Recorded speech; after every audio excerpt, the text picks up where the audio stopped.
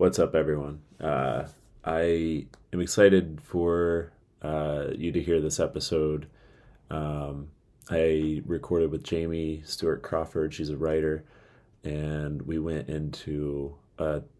off on a ton of different tangents and topics. But there seemed to be a recurring thread that just kept popping up, and that thread was capitalism. So if you want to hear us talk about all kinds of things and how capitalism is running those things, you're in for a fun episode. I genuinely, this is one of, I've enjoyed all my podcast episodes, but this is one of my favorites that I've recorded. I just had a lot of fun, and it was the longest. We went almost 3 hours, but it didn't feel like that at all. We could have kept going. Anyway,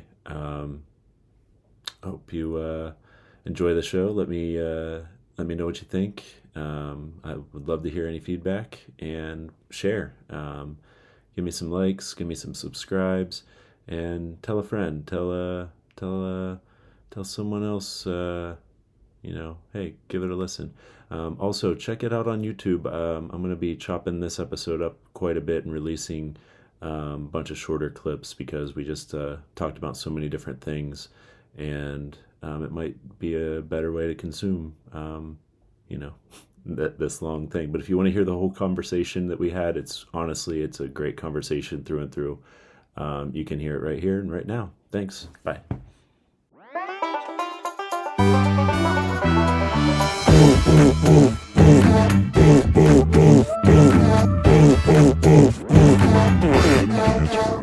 Well, welcome, Jamie. Thank you. Jamie Stewart Crawford, your full name, right? Yes. Do you want to plug your socials here at the top of the show? Sure. You can find me. What are my socials? I am JS Crawford Writes on Instagram. That's about the only place. No, I exist on TikTok as well, but less so, I would say. And Same. that is also, I think that's Jam Stew CLE. Okay, cool. But if you look up JS Crawford Writes, you'll find me as well. Nice. I love Instagram. I mean, I love and hate it. I Yeah. love how it sucks that there's not like a better alternative. I But did try to get off of it for a while, and it was hard because that's where all my community is. Yeah. To me, it feels like creative LinkedIn. Like Yeah. when I meet new people, I'm just like, yeah, we're both in film. We're both writers. Like it's a good place to connect and be able to share, Yeah. whatever you're working on and stuff. That is a great way to say it. I'm going to steal that. That's Do it, creative yeah. LinkedIn. Because Yeah. LinkedIn is horrible. I hate LinkedIn. Yeah, I'm not a big fan, but I did just update it from to kind of showcase and describe my more current situation of like following creative stuff rather than the engineering stuff. Interesting. Okay. And I had a little bit of help with somebody that's doing like comedy coaching that I met when I was in New York. Oh, cool. But it was nice. It kind of refocused. She helped me kind of get more of like a mission statement that's more aligned with what I'm doing now, and it was like good for resume building and stuff. So I might try and use LinkedIn a little bit here and there, but I still don't. It's definitely not my main thing that I want to use because I don't feel like that's where the audience is. Yeah. I have like two separate halves of my life, which is like my day job of nonprofit HR, which is, very linked. Like I just transitioned to HR in my nonprofit job. Mm-hmm. So it's something I'm definitely going to have to learn, but I'm keeping like my creative life totally separate just because, HR is like, I have a pen name, JS Crawford. Yeah. Not because I'm ashamed of anything I write, but I like having the two different segments of my life. Yeah. Good boy, Barley. He's just so stay sweet. down, bud. You're okay. I'm sorry. Am I overstimulating you? Oh, he's fine. He'll come and go and change his laying position all episode. So you do. You're talking about writing. Is that your favorite thing to do? Yeah, that has been my main squeeze lately. It's something I've recently really committed myself to because of the residency. Yeah, talk about the residency. I'd love to Yeah, know so more. Literary Cleveland is an organization here in Cleveland that not just hosts classes for writers, local writers, but I've done a couple things with them. yeah, they do the incubator I did. That's what conference. I did last year. Yeah, Oh, I might have run into you, but maybe. it's like the largest free writing conference in the country, and we have people from all over the country coming. I don't know why we say we. I don't work there, but and they do so much for local writers and literacy. And they one of the programs they have is called the Breakthrough Writing Residency. I applied for it a couple years ago and didn't get it for good reason. The project was not ready. I was not ready. But basically what the But residency... trying is huge. Like Exactly. taking that first step. Yes. Like, that was me committing to myself to being a writer. yeah. Was taking it seriously. I'll circle back real quick, but like a couple years ago when I submitted my sketch packet to be an SNL writer, I was like, I've been doing this long enough that I feel confident with these sketches, you know, even though I look back at them now, I was like, they're fine. But like, it's good to know the growth, but it's kind of validating just to be able to submit for it. Exactly. So, yeah, but sorry, I didn't mean No, to cut you off. you're absolutely right. That's exactly it. I'm glad that I did it. I was disappointed at the time, but like now it makes so much sense, and I have like a marker to measure my progress. But Yeah. basically, what the Breakthrough Writing Residency is that there are mentors, professional writers, usually local to Northeast Ohio, one in fiction, nonfiction, and poetry. And they will each be assigned two mentees, two residents. This year, the mentor for fiction, her name is Allison Stein, and she writes a lot of speculative fiction around climate change. And I actually took one of her workshops during last year's incubator.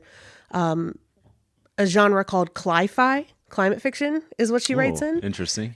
Which is kind of a perfect fit because the novel that I had finished this past summer does fall within the cli-fi kind of genre. So I was really, really lucky that she was the mentor for this year because it was a perfect fit. So when I applied with my drafted novel about, we'll get into about later, but and when I found out I was accepted, I was floored. I was ready for the rejection. But being in this program, what that means is not only do I have a mentor, but I get to take all of the Literary Cleveland classes for free. Oh, cool. Which is kind of hard to balance because I'm also going to be taking some classes I'm going to get a certification in human resources for work. So it's kind of like I'm going back to school at this point. Yeah. But I also... In two different avenues. I know. My brain's going to be all over the place. Yeah. I also get a $200 a month stipend, which I'm planning to use for a road trip, kind of tracking my character's path on their journey. Oh, cool. Yeah. And that'll be inspiring, I'm sure. yes. Yeah. Yes. But I get a partner, the other fiction writer. As a cohort, we're going to meet both the nonfiction, fiction, and poetry. And all the mentors are sending all of us resources and information. So it really is like, I've heard it described as kind of like an MFA program, condensed, intensified for people who can't go get it because they have, I just can't go and get a degree. Well, I already have a job in a totally different field. Yeah. So that is a year-long residency. I am tremendously excited about all the opportunities that it's going to come with it. One of the things they ask is, what are the other things in the writing world you want to learn to do? Are you interested in going into publishing or teaching? I'm really interested in teaching writing. So that is something they're going to help kind of mentor me in as well. Oh, cool. Yeah. I love that. Yeah. So how many novels have you written so far? One. This is my first one. Okay, nice. I've written a lot of short stories, and I've had, I think, 5 or 6 of them published either in online magazines and 2 printed anthologies. Nice. But this is my first. Thank you. This is my first novel length project. Oh, cool. How many words is it, if you don't mind me asking? Right now, in its first draft phase, it's about 53,000 words, and it needs to grow. Really, the first draft and how I got through it, and I taught a whole class about this actually. I shouldn't say a whole class; it was like a workshop, using my improv skills to get through writing a first draft. Because you have to just do it and not go back and edit 1,000 times, or else I'd never finish it. And so I took the methodology of, if you can't edit it on the stage, you can't edit it on the page. So like, because if you're doing improv or you're doing a scene, you can't go out there and make a statement and go, actually, no, backspace, backspace, backspace. This sounds cooler. So it's a mess right now. It is definitely a first draft. And there were some points where I probably wrote in, write a cool metaphor here. Sure. But that's what this residency is for, is to help me revise it and make it like a more suitable draft that I can start querying to agents. So.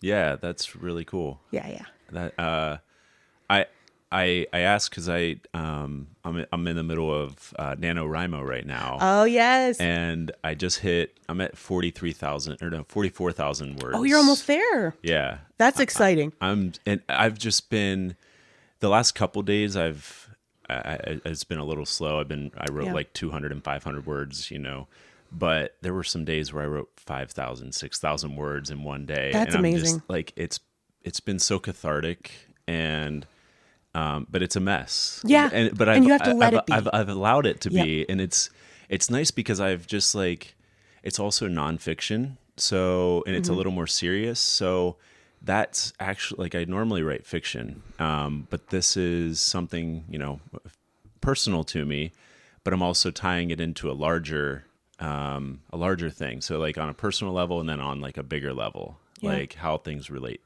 And just to be able to I'm technically like 32 chapters or whatever, but it's just like, I just started, this is just like the thought that I'm going on, and it's just like whatever comes out, and I'm just like allowing whatever I write. And it's been so nice because sometimes I'll start off with a certain idea or a certain thought, but then it goes into a different direction that I didn't expect, but it ties into the whole idea that I have for the whole thing. I'm just excited to get to 50,000 words, knowing that it's not ready for publishing, but it's ready for me to share with somebody, to like give me some feedback, and basically just let me know, like, I'm interested to know more here, or I didn't understand, your point here. Maybe you could clarify, or this is just too long and droning and I don't know why it's here. Like, I'm open to any of that. Yeah. I just want to, it's exciting because I did NaNoWriMo back in 2014 and I got the 50,000. But it's not something I've ever shared, and I probably won't ever share. I've tried to read back, and it's not as bad as I remember. But it's still, it was a project that I just needed to, it was like a therapy session for me, honestly. Like, and the experience of doing it is practice. Yeah. Right? You got something out of it, even if it never sees the light of day. Exactly. Even the couple times that I tried NaNoWriMo and only got like 10,000 words in and stopped, those were still practice towards, it wasn't a failure. It's Absolutely, like, it's practice towards the next thing. Like Rick Rubin's book, The Creative Act, A Way of Being. Yeah, I saw that on your... I love it so much. It kind of reshaped creating and just like art, like how I view creating art so much, because it's not putting, I grew up kind of a perfectionist. Yeah. And that's hard to be in a creative field. Yeah. So I've been learning to, Barley, I love stay you too. down. I'm so sorry. I love you too. Feel free to push him down. Barley, come on, bud. You want the mic? Oh my goodness. I know, I'm just making it worse by laughing. It's okay, buddy. Hey, where's your bone? Oh, it's like some ASMR with those licks right now. Where's your bone? Where'd your bone go? Where's your toy? See, I know the tricks. Yeah. I know. Yeah, he's like, oh, where is it? I don't know. That's how I get my dog to leave me alone. I'm like, hey, go get your bone. Yeah.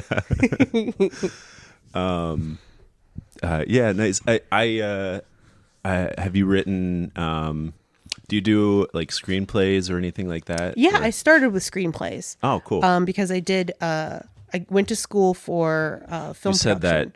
that, yeah. Nice. Where'd you go to school? I went to Bowling Green State University. Cool. For their film production program. I graduated in 2016, and when the world went crazy. Wait, what happened then? Wait, what I missed? Yeah. But I moved out here to Cleveland after graduating, and I did work on a couple of major studio productions here in Cleveland.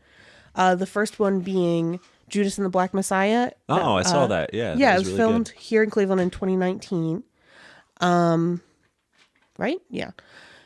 And it was like a transformational experience. I loved it. I learned so much. I met so much amazing, cool people. And then the second major film I worked on, I will not name, but it's not hard to find out, kind of destroyed me in that it really revealed a lot of sinister things about the film industry and how powerful people are able to get away with awful things. Oh, shit. And I decided, I was a production assistant to powerful people in both positions. Mm-hmm. The first one being an incredible experience. The second one being just how much people can ask of someone else, and knowing that if I don't do it, then there's so many more people right behind me looking to get that job. And it is industry standard to work 12-hour days. That's normal. But I was just an extra a couple days ago. Yeah. But we were in that film working on Fridays over 24 hours sometimes. The normal day would be like 16 hours. Yeah. And so if we worked, they'd have to pay us overtime, which Netflix was ready to whatever. But if we worked over 24 hours into Saturday, you're saying like a 24-hour, like your call time is say 7 a.m. and you work until 7 a.m. the next day? Yes, that's happened a few times. How's that even legal? They pay you for it, but when you're making minimum wage, it's not really that. And then that was for, like you're entitled to sleep, but Yes, well, they could only get away with that on Fridays, because then we would get off at 7 a.m. on Saturday, and they'd want us back at 7 a.m. on Monday. So that was how they kind of finagled that, because there was the shooting schedule was basically non-existent because there was so many issues with that film. But this is reminding me of a startup that I had when I was a combustion engineer, and I showed up at me and a coworker showed up. We were in Butler, Pennsylvania, and it was this. We showed up at like 7 a.m.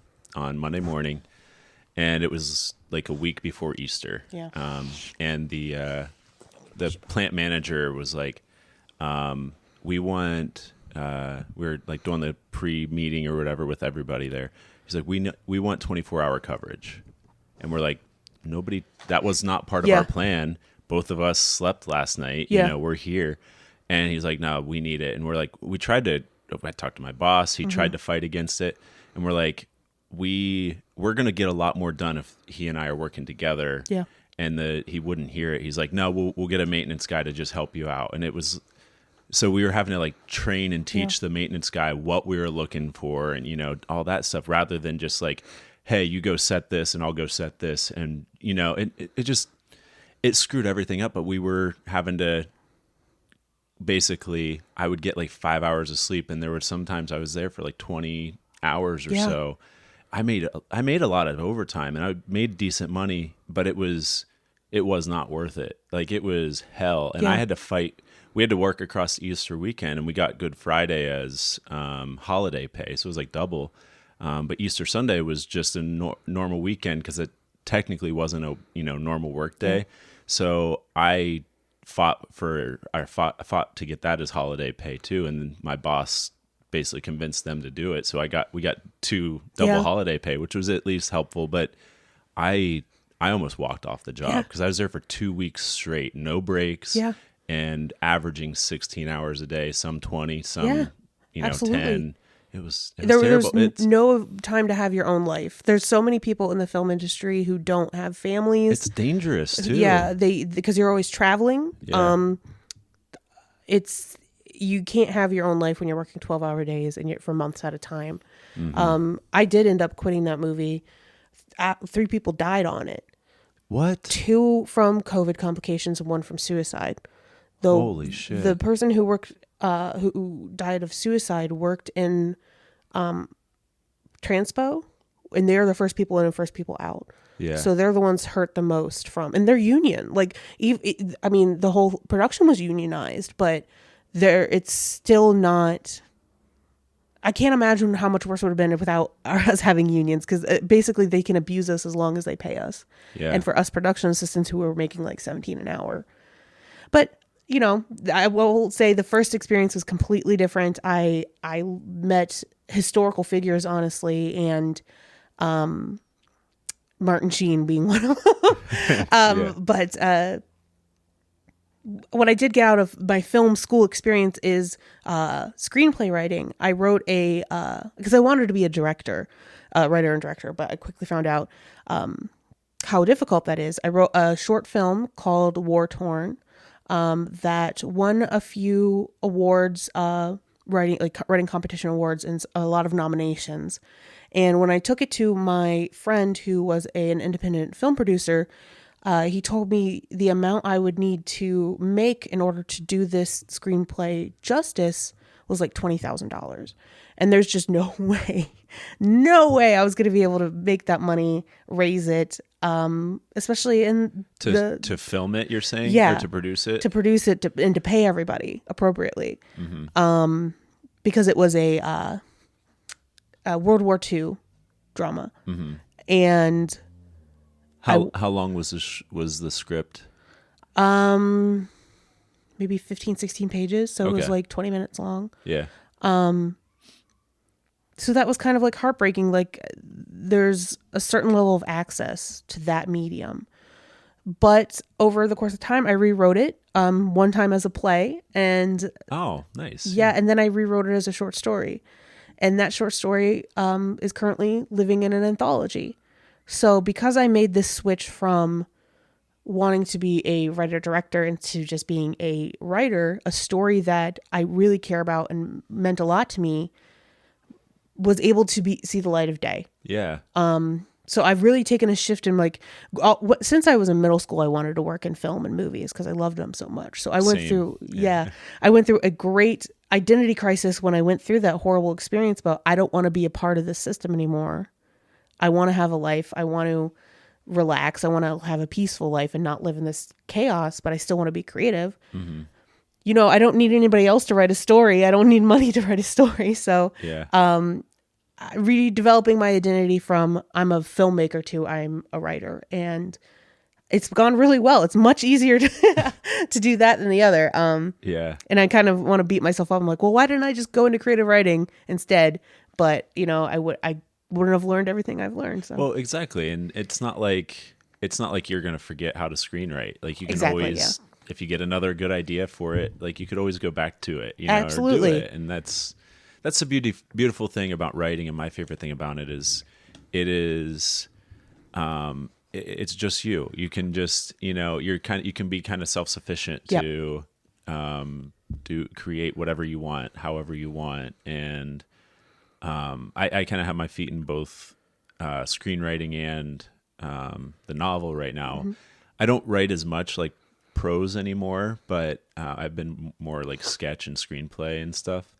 But I just wrote a pilot a couple weeks ago, and I'm like, it's the third pilot I've written, and I'm really excited for this one. It's like the first one that I'm like considering really sharing. I shared the first one I wrote with Brooks Wheelan because I wrote a part for him, and he was in town at Hilarities. Do you know Brooks Wheelan? No. He was on SNL he's buddies with like Tim Robinson. I probably know his face. Yeah. So I gave him a copy of the script because it had a part, but looking back, I don't love that pilot, and he's right to not get back to me. But he was appreciative when I gave it to him, you know, and but I had to write the bad pilot that I didn't like to be able, like, technically the third pilot that I wrote is the same title with a different, after the colon, title or whatever. But it's like based on the same similar concept, but I totally restructured it. I got rid of an entire character that was just gumming up the works and stuff. But I really like a grounded comedy, like High Maintenance, if you've seen that. It's on HBO. Who's in it? Ben Sinclair. I don't know her name, but she played. She was in Orange Is the New Black. Oh yes. Okay.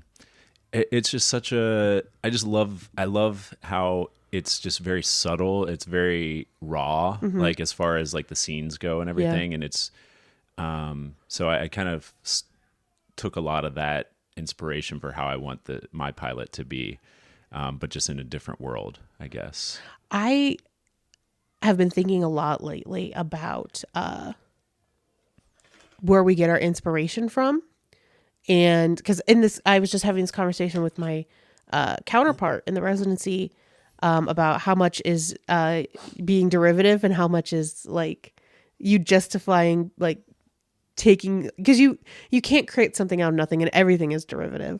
My novel is a lot like The Last of Us changed my brain chemistry, the video game. When I first played through it, and I've seen the first season. The show. The show is fantastic. It really is. But the video game, really, I was in college at the time. I think I was a freshman. It was in 2013. So maybe sophomore. And it really kind of like, this is how in depth and like how it's crazy that a zombie video game about the apocalypse can be such a beautiful character study. Yeah. And a study about humanity and survival. So I kind of like took that, like, how can we use that backdrop as a vehicle to study humanity itself, but also study how certain individuals operate in it. But then I'm like, oh my gosh, I'm just ripping. It's The Last of Us without the zombies. Yeah. But I love that. I'm glad you do. Somebody else did, because they decided to put me in the mentorship. But, since like I've took acting classes, Meisner classes, I've taken 2 months off, but like the past 6 months before. And that, along with improv, I've recognized has really helped with my writing, because you can really get into the emotional, depth of the characters. And just once you kind of lock into a point of view, if you have a specific enough point of view, then you can just write as that character. And I don't know, it's just so helpful. That actually reminds me of one of the exercises I do when I teach improv for writers. One of the exercises I have them do is a character walkabout, which I'll have them walking around. Then I'll say, okay, walk around like you're late for the bus, or walk around like you're lost at an amusement park. Walk around like you're the color blue. What does that interpret it? And eventually I'll end on walk like your main character, and they'll just freeze because they've never thought about it before. And I'm like, that's what you got to think about. Like, how do other people in the world perceive them? How do they walk and form what they're thinking and feeling? Because I think as writers, we get so stuck in our characters' heads. That by walking around in the character's shoes, it really helps you write them better. Yeah. I haven't done that, but that's a good exercise I'll have to try sometime. When I've written like a character sketch, I've used Rich Tallarico's like 61 questions. Have you heard of that? It's this like just long 61 question questionnaire, and you build your character from it. And so it's questions like, did your character have a hard childbirth? Where were they born? Are they allergic to peanuts? Like, I'm writing this down just so like, look it up. It's so cool. If remind me, and I can send you a copy of it too. But it's just a way to kind of slow your mind down and just embody as many details as you can. And similarly, I took an acting workshop with Erica Arvold. She's I didn't know her before this, but she's a big name casting director. And she was talking in the area. No, she came. I did the Hood Summit Okay. summit. So they brought in a bunch of teachers from all Gotcha. over. Okay. She's Because I from used to LA. work at a talent agency here in Cleveland like years ago in 2014. So Nice. I know like Donna Belichick and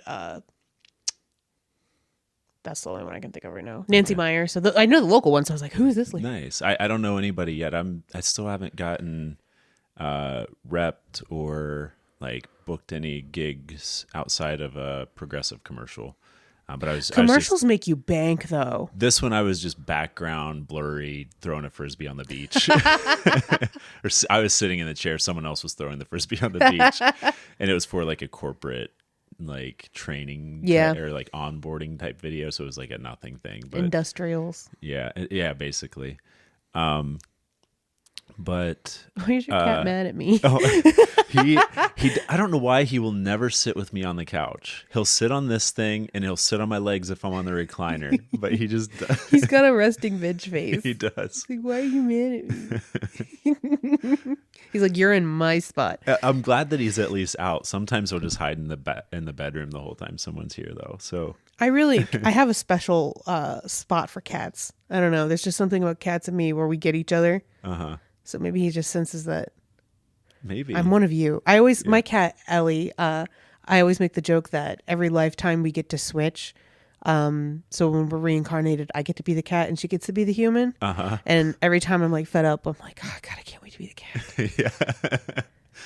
I have a fun theory about cats. It's not that I believe that this is what's true, but it's just a fun thought. They sleep so much, right? Yeah. And people have said that they have 9 lives. So I wonder if each cat has like their consciousness is just split between 9 cats at any given time. Whoa. So they're just like sleeping and then it bounces to a different one that's awake somewhere else. That would make a really cool like video game. I love that you said that because I wrote that like the idea was a video game. Yeah. And, like there is a video game about cats called Stray. Oh yes. But it could be like a downloadable content, like extra package. Or no, whatever. I think that'd be so cool. I love. Yeah. There's another video game that was much more indie than Stray that my husband and I played through that we had so much fun with. It was Little Kitty Big City, and it was just goofy and great fun. Name, yeah. There should be more games where you get to play as cats. Yeah, my 5-year-old nephews, they're twins. They're in the middle of playing Goat Simulator right now. That's a classic. I had never heard of it until I saw them playing, and I played for a little bit, but they kept stealing the controller back, of course. But have you played really Untitled Goose Game? Mm-mm. That's very similar to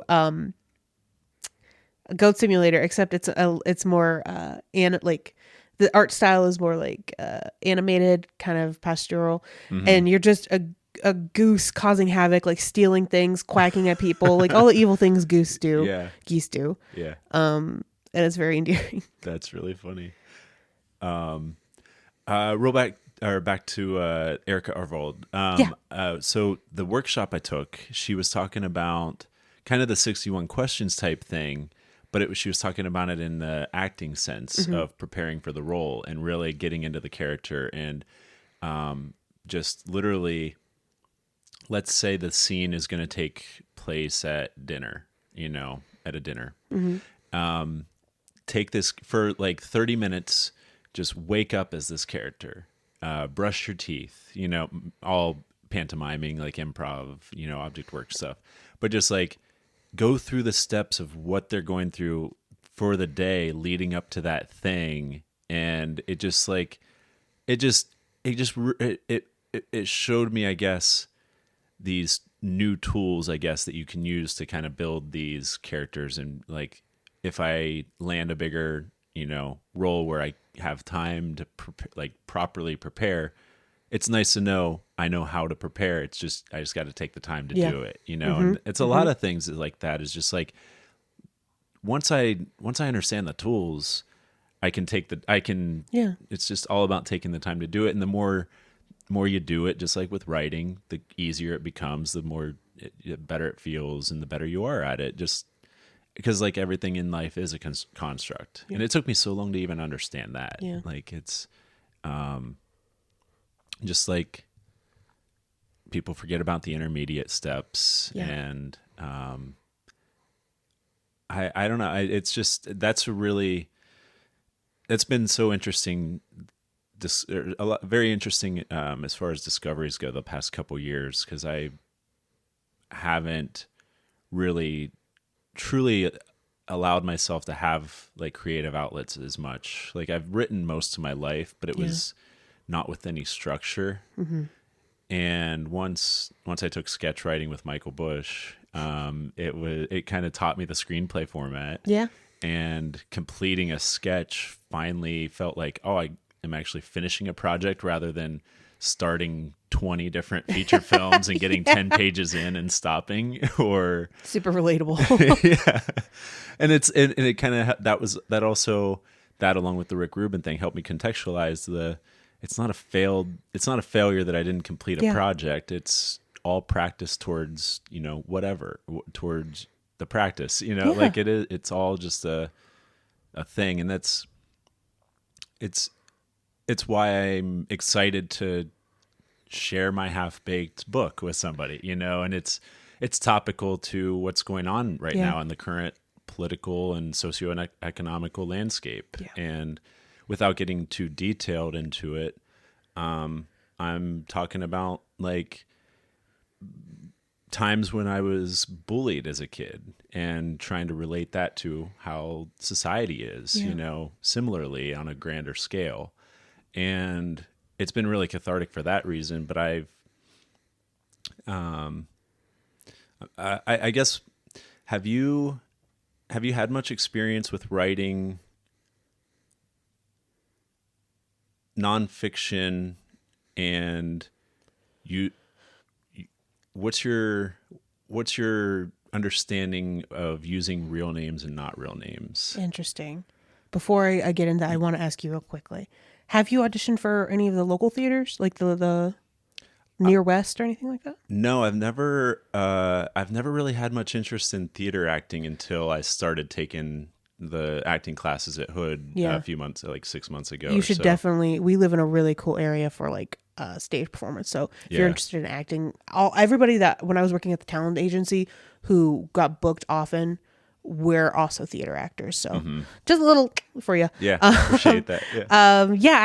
I write creative nonfiction, and I had up until last month, because I took a break for the residency, I produced a monthly storytelling show with nonfiction stories called Story Club. Yeah, I was going to go to that last week or week before, but I had a conflict. But I want to go to that sometime. Yeah, because I do Story Wars too. Yeah, that's the one I see. That's the one thing I haven't gotten to yet. Yeah, because there's so much. I'm like, oh, I got to get there. Yeah. But also a great community. But, you know what? Now that I'm taking a break from all improv and from Story Club, so I can focus on the residency. But maybe I can like go explore that. But anyways, it's creative nonfiction storytelling.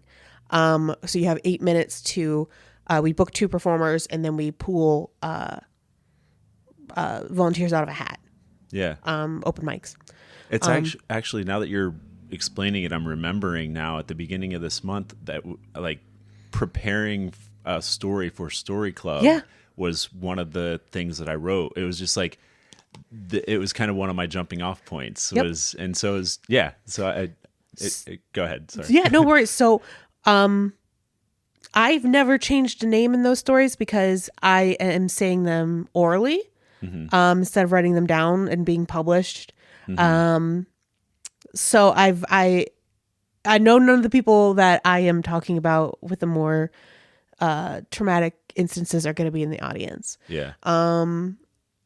And using the one story I did tell that was kind of serious and heavy, I just used things like mom or sibling. So I think if it's going to be published and written down, or if you're intending to publish it, using alternative names is totally fine. I've not known, I guess, the context for why one or why the other. So this makes sense. And I mean, the trepidation originally was, like once it's written down, I wouldn't want to necessarily regret putting someone on blast that because there were times it's like, we were kids. Like we've grown up, but I still want to share how it affected me, because other people might be able to reconcile with that, or, just like relate to it, I guess. Yeah. And I think in your instance, since it's like a long form project, I would just have code names for everyone. Yeah. I've written it with real names, but obviously I can, just Command like find F, and replace, right? and whatever. But, but it's like, while writing, there were even certain times where I would stop using, or I would like kind of hesitate using anyone's name, and just like kind of be vague about it until I got to a certain point of the story. I'm like, well, I mean, it's just I have to put a name to this person, Personal nonfiction is very vulnerable. Mm-hmm. It's very vulnerable. There's certainly a layer of protection in fiction where you can talk about real things and real topics. But once you talk about things that actually happen to yourself, it is the term I hear a lot is putting your head in the lava, which is just facing things that are icky that you usually don't have to like. I'm drawn to that so much right now, because like I'm almost a year sober from alcohol. And congratulations. Thank you. It's been a really nice change. And Matt McCarthy's a stand-up. He opens for Pete Holmes regularly. I heard him on a podcast with Pete Holmes. They were talking about he's sober, and he was talking about drinking alcohol is like driving a car really fast with all your shit in the back seat or whatever. And you slam on your brakes when you stop drinking, and all this stuff flies forward and is in the windshield and everything. Yeah. And then you just have to, you're there with it, and you have to pick it up. Like, do I need this or not? But it's about being there, being present, being mindful of what the things are, being honest and truthful with yourself about what the things are. And so, like, for me, I didn't have like a big blow up moment or like a huge issue with it, but I did have issue, like I was like a almost daily habitual drinker for a while, where I just have one with dinner, but I cut that back, but then I wanted to take a break. So I took a month off, and I noticed, like, once I got out of the habit of it, the 30 days or whatever, I was like, I feel better. I'm going to see how long I can go. And That's at awesome. This point, I'm going to hit a year. Maybe I'll drink in the future again, sparingly. Yeah. But I don't know. Like, right now, I'm happy to not be pressured to drink more, because that was part of the issue. Was I was in codependent friendships with people who literally would quantize or trying to use the right word. Use and a I'm fake just word, fumbling. and you know what? I'll figure it out. So trying to basically saying, like, the more they drink, the more the amount that they drink is the amount of fun that they have. Yeah. Okay. Yeah. You know what I mean? Yeah. And the activity is getting drunk. Yeah. And I bought into that. I did that for a while, and I don't like that. And when I would push away from that, there were people that would still drag me back in and let's play this game, which is literally, we just tell you how much to drink. And that's basically what it was, like, with extra steps. Drinking culture is so strange and fascinating, because I have the exact opposite situation where I've never been drawn to really drink. And I think it's because I just think it's gross. Like, I never got, it's like an acquired taste, like so many vices are. Yeah. And I'm just like, that's icky. I would rather have a smoothie. Mm-hmm. So it's like, did your parents drink at all? Or? Not really, no. Like, they would have like a daiquiri every once in a while, which is what I do, but like a margarita at Applebee's. But like, that definitely, especially in college, there was such a divisiveness of, oh, Jamie's not. She's weird. Like, it's because the culture in college is everybody drinks, and and I have a very deep seated fear of losing like control, and that was something I don't want to be at a house party with a bunch of drunk people and also be drunk, because it's scary. And it's so funny. It's not funny. But I've heard other people say that, and I feel that now. Like, but it was so normalized to me to black out sometimes, or to like to get so drunk that I'm just like, I was never, I mean, I can't say never. There were times I was out of control, you know, and but like I did my best, like to try and be mindful of that. I didn't try and overindulge, but it was usually pressure from others to overindulge. But I can't say it's all. I'm not trying to put any blame on anyone else, because I still, It is a culture. It's still me, you know. And, but yeah, like I grew up, like where I grew up, like my parents aren't like heavy drinkers, but they're regular, you know, like a beer with dinner, or glass of wine with dinner, or whatever. Sometimes more on weekends, but like it was,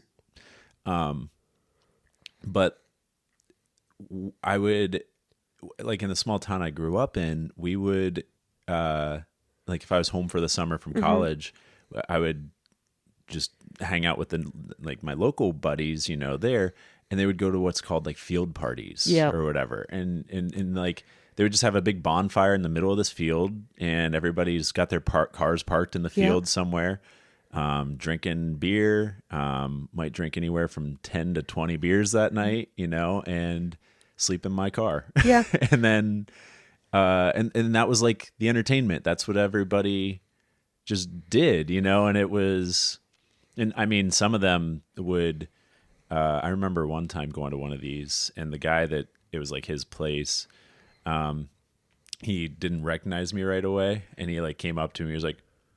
He was like kind of eyeing me up. I was like, "Hey dude, what's up?" I said his name, but I'm going to leave it out. But I was like, "Hey, what's up?" And he's like, "Oh," he said my nickname, which I'm also not going to say.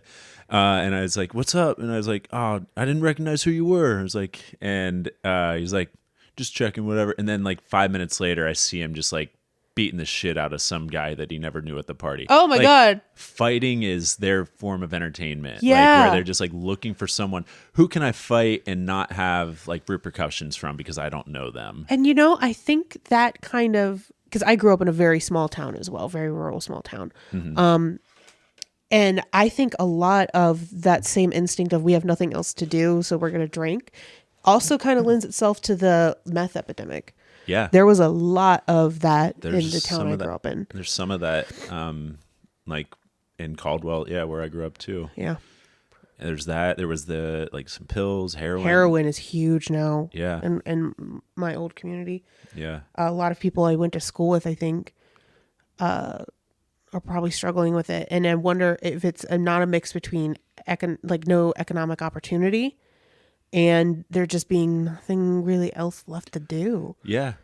So yeah, people are doing it because they're bored, or because they're, I don't know, like, to me, I guess, what are the jobs like there, I guess? Like, is there fracking there? Or like what kind of town?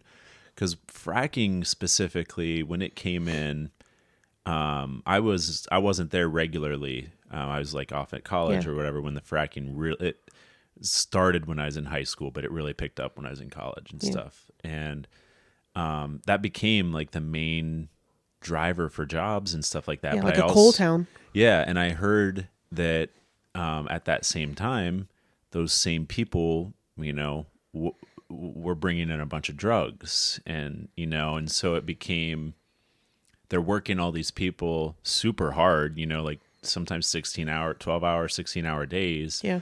And they're fatigued, you know, physically, and they use those things, you know, the hard drugs to kind of recover or whatever. And because it's become so normalized and, but yeah, for whatever reason, it's just like seemed to follow the fracking, that's fascinating. That's from what I've heard from other people that told me that, you know, in the community. My hometown we'd have to drive 30 to 45 minutes to places where there's jobs. So a lot of people who were more wealthy than others would like drive to like Akron or Ravenna or Kent, because I kind of lived in that area.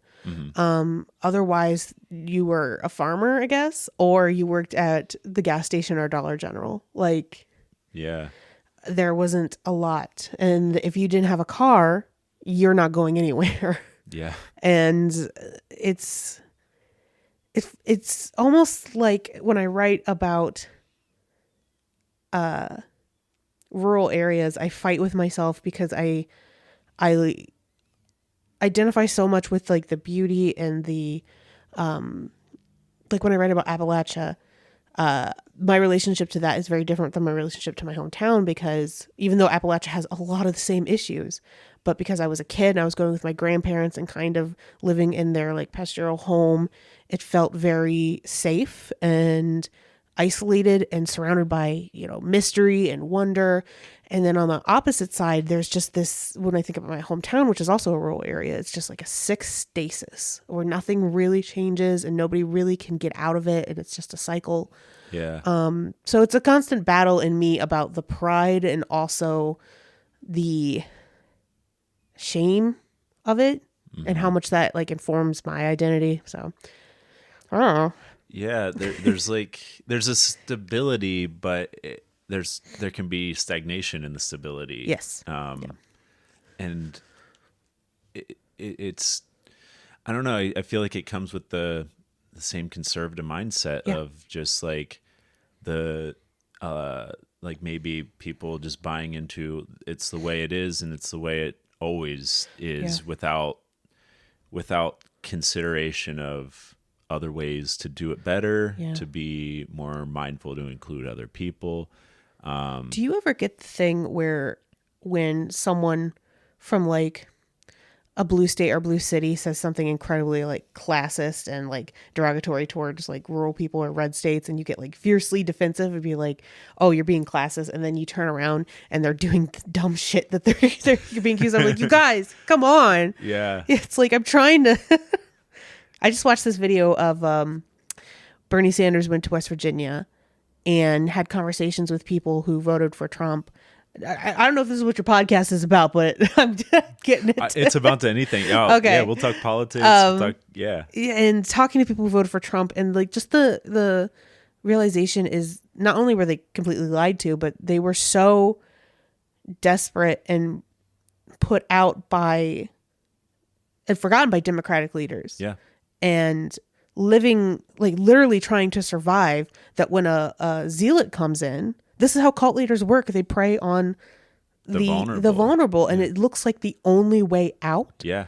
But when I resonate a lot with this. Yes. Yeah. And when Bernie came and like gave his point of view, they said, "Oh, you're a lot of the like I didn't realize this was an option. Like you were painted out to be so evil." It's brainwashing. It is, and they like people. The whole conservative Republican mindset or their movement. They put people in boxes because, and they try and categorically explain everybody that does this is this. Yeah. But they pick one thing that they want to target, whether it's true or not. They don't give a shit. Yeah. But if they can say, oh, well, fuck that, that's communism. Yeah. And because communism is a scary word to some people, or, or whatever. And they so intentionally undereducated that area that they don't know how to think critically outside of that. Yeah. Mm-hmm. It's all tied into that. And that's why they're trying to dismantle the Department of Education. Yeah. And they're trying to make people ill-informed, like misinformed, and like just not educated, because if you're educated, then you can start questioning and you can start, making things better. You can be yes, comrade. I'm hearing you. Yeah, it's just but like going back to the I feel like they needed an outlet for their anger because they have been left behind, like you said. Like I've felt the same way. Like it's not like I know people from my hometown that voted for Trump, and I still don't understand how they can wrap their head around, overlooking the misogynistic and just fucking despicable shit that he's done, But it's money. I feel like it's all because money has become more of a priority in society than other people's lives or just consideration for other people. Like it's capitalism. 100%. Capitalism is the thing. It's the root of all evil. Yeah. Honestly. I was on Jeremy Shearer's podcast, Let the Hate Flow Through You. Hopefully it's out soon. It was a couple months ago, and he had some production hiccups, so maybe it'll come out. But my topic was fuck capitalism, and it was such a cathartic way to just kind of express it. But like, so you'd be a good person to ask this question about: is it's capitalism being, and maybe we're in the moment, but it's such an overwhelming thing that's just deeply baked into our society that on a day-to-day basis, how do we fight it? And I'm kind of flipping the question you were going to ask me back on you. No, I love it. I love it because as I was like setting this stuff up today, I was like, I want other people to have their question, but I'm going to also try and brainstorm capitalism, because it is everything. It's where my mind is most of the day. It's just trying to conceptualise. It's either Ronald Reagan or capitalism. And it's usually both. So the thing is, like, it's gotten so discombobulated. I don't know if that's the right word, but I feel like using it. So it's gotten so discombobulated with like by being spread out into so many, by like not supporting so many people in so many different ways, that it's that like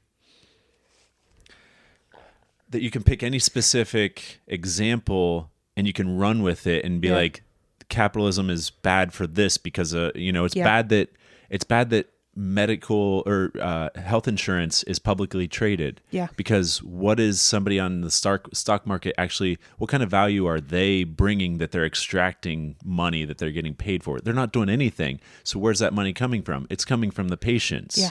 And hospitals are also they're incentivized to overcharge people if they're unchecked, because they're a for-profit business, and they're publicly traded, and they have to and so if we're building a system that has these middlemen that literally only extract profit, then the care is being left on the table.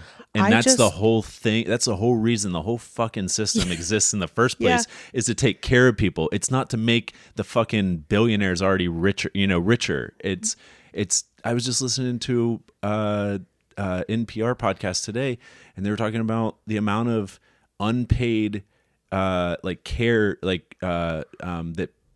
caretaker funds and stuff like that. Like, it's obviously not a precise number because they don't know, how much, but the people, for example, like taking care of their parents who've had a stroke or, or whatever, they said it's like close to like $500 million of unpaid wages and stuff like that. And if we think about Elon Musk has $500 billion, he could literally he's on his way to $1 trillion in 2 years. I saw. Oh my God. But he could literally take $500 million and it's not going to affect him at all. And he could pay all of those people. And billionaires, it won't cross his mind. The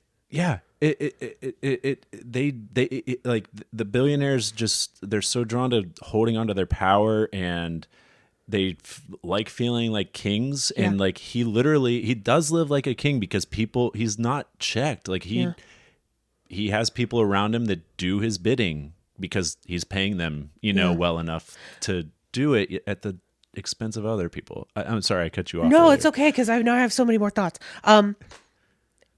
For the one thing I was going to mention is, on the way here, I was listening to a podcast about how in the last couple decades, kids aren't really learning to read because the methodology that teachers are being sold, bought on, is incorrect. Like, it's focusing on using context clues instead of actually sounding out words.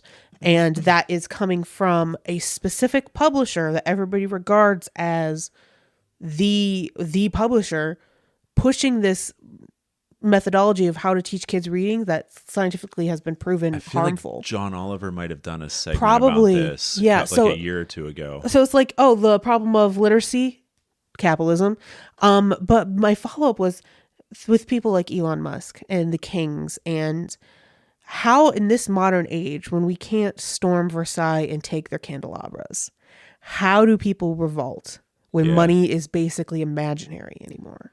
Well, I personally, I mean, I know that the last 2 years, I've personally fought against capitalism in a way that is unique to myself, and it's not for everybody. Oh, I'm fascinated. Tell me. But I mean, for whatever it's worth, if there's something people can take from it, and that's part of what my book's about too, is kind of explaining this journey a little bit. And I want to expand on it more.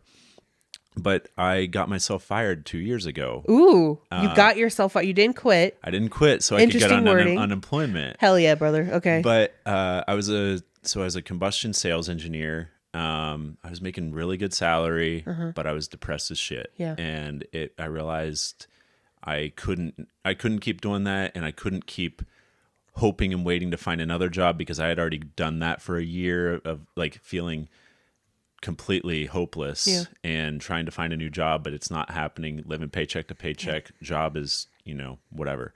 And finally got a new job after a year of looking, and then that job turned into shit too. And it's like, I'm not doing that process again. Like that was, it almost killed me. And I had I was working with a guy that I was training under. He was about to retire in like March or April of 23. And, or 23. And, he, now I'm mixing it up. 24. Life has been so chaotic since this, but yeah, almost 2 years in January, I talked to HR, talked to my boss, and I was like, I don't see a future in this role. I know I'm training under Dave. I'm trying to give you guys a heads up. In hindsight, if I would have waited 2 or 3 more weeks, I would have gotten paid a bonus, which would have been 5 to 15% of my salary. So I should have probably waited for that, because they didn't give me that. And I would have also been, I would have had the 401k match locked in, but since it wasn't prorated, since I didn't make it to a full year there. Yeah. And even though I fought for like, hey, could I get like the 90% that I'm entitled or whatever? And like, no, it's like, oh, so this system is only set up to benefit the owner of the company and does not have any protections for the employee. And they're like, and I was like talking to them. I was like, can you at least ask them? And because he was trying to be a roadblock, whatever. I'm sorry to talk down about HR. No, I'll get into my means of leaving capitalism. So you go first. Okay, cool. But he did finally pass along my email to the boss, or like, the owner of the company. Yeah. And got back to me. He was like, no, they can't. And I was like, all right. I'm glad you tried. I that was the thing. Is like, he was like, they're not going to. It's policy. I was like, well, at least try. Like, things can't happen if you don't ever like try. Yeah. Like like, it's not like I was, give me this or else. Yeah. I was eloquent with how I, wrote my email. I was mindful. I believed I was fair, and I just wanted to be able to share it. So, but anyway, I got myself fired, went on unemployment. I am lucky in the sense that I owned a house at the time, and I did things out of order. I should have sold the house before I got myself fired, because I ended up racking up a shit ton of credit card debt in the meantime before I sold my house luckily for a profit, and was able to get to the point where now I'm just like working part-time. I'm renting, and I can figure out my next steps, slowly, while being able to focus on my creative stuff. And so the way I'm fighting against capitalism and that stuff is like, I'm not contributing to a system that's only built to be profitable for shareholders. This is fascinating. I want to create. I want to do things for myself rather than just arbitrarily create money for somebody else. Let me tell you how I got out of it. It was just very similar but different. I won't go too much into it because I do try to keep my work life different, but the nonprofit I work for, and this is absolute privilege that I get to do this, privilege and luck. One, working a nonprofit itself, I'm not generating wealth for anybody. Sure. But the one I work at is an international nonprofit that is a think tank doing research on the energy transition. Mm-hmm. And the money we get is from grants and foundations, and it's given to analysts, researchers. And my function in HR currently is recruitment. But I am paid by grant work, where we don't rely on any government funding. And knowing that specifically we have to take very careful precautions around IT, because there are government entities and corporate entities that would love to see us fail. Like Exxon, we're on their shit list. Yeah. So I have a sense. And you're trying to help the planet, and they're just trying to make more money at the expense of the planet. Exactly. And the what my organization specifically does, it's very technical, and I do HR, so don't ask me any more details about how they do it, is they do research on the economic benefits of the energy transition and why it's not economic for shareholders to keep investing in fossil fuels, and why it's more economic to do renewables. And they do data research on that. They give it to media and policymakers, and we've had real wins. Like there was a petrochemical plant in Louisiana that was giving its predominantly Black residents cancer. Oh man. And some of our research was used in the fight against it, and it did get closed down. So that's how I've really justified to myself how I'm getting out of the capitalist system, in that my labor is not being used to make anybody rich, but being used to be helpful. And I know not all nonprofits are like that. A lot of them are still living in the capitalistic frame. But since this is an international one, it does feel like we're not beholden to the U.S. Way of doing things. Yeah. And then I just go to the library a lot. I think the public library is the closest thing we have to a socialist system, and I think everybody should use it constantly all the time. I use it for Libby, and then I've been renting DVDs sometimes. Me too. I've really get back into physical media a lot. Same, yeah. Yeah. I have a ton of DVDs. I found a DVD player, and I've been using my PS4. Oh, I was using my Xbox, but I have the Community box set. Oh, yeah. And for whatever reason, the disc 2 on all of them just doesn't work on my Xbox. That's weird. And so I had to get a DVD player.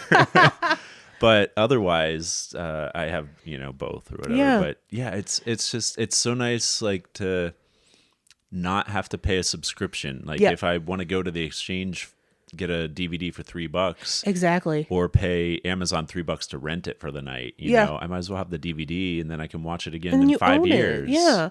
But libraries are so much more than like renting stuff anymore. But there's some that there's so many programs going on, CPR certifications, so many different things. The food banks. Printers. I don't have a printer, so I go there. And you can print up to 25 pages a day. I don't know if there's one near us, but the libraries are starting to do like a library of things where you can rent everything from like a lawnmower to a sewing machine to like sushi makers. And I love that, because that is so well, I guess I gotta buy it if I like just borrowing and using. Yeah. And it's environmental at the same time. I'm really passionate about this stuff. I'm sorry. I came in here to talk about creative stuff. And I'm fuck capitalism. This is part of it. This is exactly what I love to talk about. And I just joined a wood shop. And that's where I was this morning. Wood shop? What is that? So it's a community. It's like a nonprofit wood shop in Sheffield Lake. And it's like 100 members or so. And I had to wait on the waiting list for like 8 months or something, because in January when they called me before, I guess it was 10 months. When they called me before, I wasn't in a good spot to be able to, pay for the membership and had time to do it. So I got sent right back to the bottom, and they finally got back around to me. But it's just a wood shop where there's like really nice tools and benches and equipment and people with know-how, and I took shop class when I was in high school, and I loved it. And I built like this lamp and the lamp behind I was you admiring and these back here. You know, my husband and I just watched a video last night where we saw someone had lamps with like actual wood. I'm like, oh God, I'd love to get one of those. So if you do commissions, man. I just posted about it yesterday on my Instagram. Oh, actually. hell yeah, dude. I have these are gorgeous. Thank you. I appreciate that. I found the bookshelf on the side of the road. You're the first person to notice. Am I really? Nice? Yeah. But I went to Nickelback a couple years ago at Blossom, and I took a picture of myself holding that. That is good. And I've come back around. I'm one of those people who's like, you know what? Nickelback always rocked. Yeah. And I enjoy their stuff. Same. I loved the concert. It was so fun. It was at Blossom. I tagged Nickelback and Blossom with. Did you? And they threw it on their story. That is so. Congratulations. That's a big deal. Thanks. It's actually my profile on Discord. The Imposters Discord. Okay. But I'm such a fan of nonprofits, but especially mutual aid, which exists outside of like the government restrictions on nonprofits. Like, have you heard of Food Not Bombs? Yeah, I signed up to help for them, and I just haven't actually taken the time to do it yet. But I know what you mean. There's so many things going on, but yeah, that's when I just donate $5 a month too, just so I can like help without burning myself out. So I'm like, there's always this debate about like, okay, yeah, nonprofits, they still exist. Like they have government laws specific. There's nonprofit law as a whole thing. So it still exists in the system. And there's this whole debate about, if a nonprofit is working to solve a problem, are they actually working to solve that problem? Because then they won't exist anymore. So are they working towards their own non-existence? Is a whole like philosophical debate. Yeah. I mean, let's get into capitalism again real quick. The military-industrial complex. Girl, don't get me started. Like they're building like all these missiles and guns and all this technology to be able to be a dominant power, but like, and they profit from war, from selling these contracts. And so they literally are incentivized to keep the war going. If wars stop, their funding goes away, and it's just like inherently evil. Yeah, exactly. Yeah. And like, I've been thinking a lot lately about what was life like before these massive institutions. And I guess the Industrial Revolution is when they like started. But even I think about life before World War II, when like all the innovation that brought in because it was a war. Yeah. And that seems to be the driving force in American innovation is war. And it's almost like, this is the only way we've ever learned. Yeah. So it's the way that things go. And it's like, no, it doesn't have it's to the be. way it has been. My sibling and I let's hold what's good, but also let go of what's bad. Yeah. My sibling and I had a whole, I don't want to say fight, but like a debate about, Space Force and how we absolutely want more like space exploration because it's rad as hell. And my sibling was like, yeah, but military is always the way how we develop these things. I'm like, that shouldn't be the standard. It has been. It shouldn't be. And when I think about like the Star Trek universe I want to live in, it's not so much military as it is bureaucratic. So yeah. It just came out today. I'm pretty sure I pre-ordered it. Have you heard of The Age of Disclosure? No, what is it? Check it out. It's a documentary. It's been like a year. It's been like talked about like this is going to change. It's going to change everything like in the world, like because of how much they're able to reveal in this documentary about the disclosure of UFOs and UAPs. Oh shit! And, like, I'm so into stuff. this. Oh, and it literally today, November 21st, it came out. So no, I have things to do today, Brandon. What do you? I mean, you can watch it tomorrow if you want. Yeah, but the world will be different tomorrow. It will. But I'm just so fascinated in in that because in our capitalistic system, these UFOs, which I believe have crashed, and it's been technology that like Lockheed Martin and Boeing have been able to capture, and they've been able to reverse engineer. And this, like, the fact that that's been hidden from the public is, first of all, it's fucked up because we should be able to know where our money is going, and the secrecy allows this information that we don't have to be used against us. Yeah.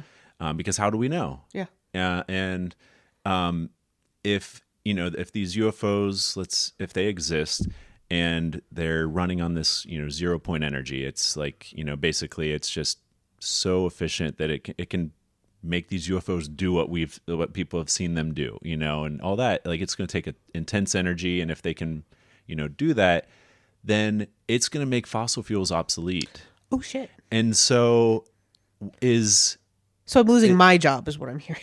Well, the thing is like I maybe, but at the same time, I don't feel like fossil fuels are going to go away forever because industry still needs them for like, and they're going to fight tooth combustion, and nail. melting, and stuff like that. Yeah. But like as far as cars go and like running our energy grid and like houses and stuff like that, if we had this 0 point energy that doesn't require us burning all like fossil fuels at all these power plants and stuff like that, it's gonna be better for the world, and what's crazy though, and cheaper for people. But the fossil fuel industry doesn't want to do that because they're putting themselves out of business, so they suppress that technology for their own profit, their own capitalistic gain at the behest of civilians. But we don't even really need this because this is all stuff we could do with renewables, and they're still suppressing that. Exactly. So like, it's like even the aliens are chucking like energy at us. We're not going to listen to them. Why? Like we're not listening to our own.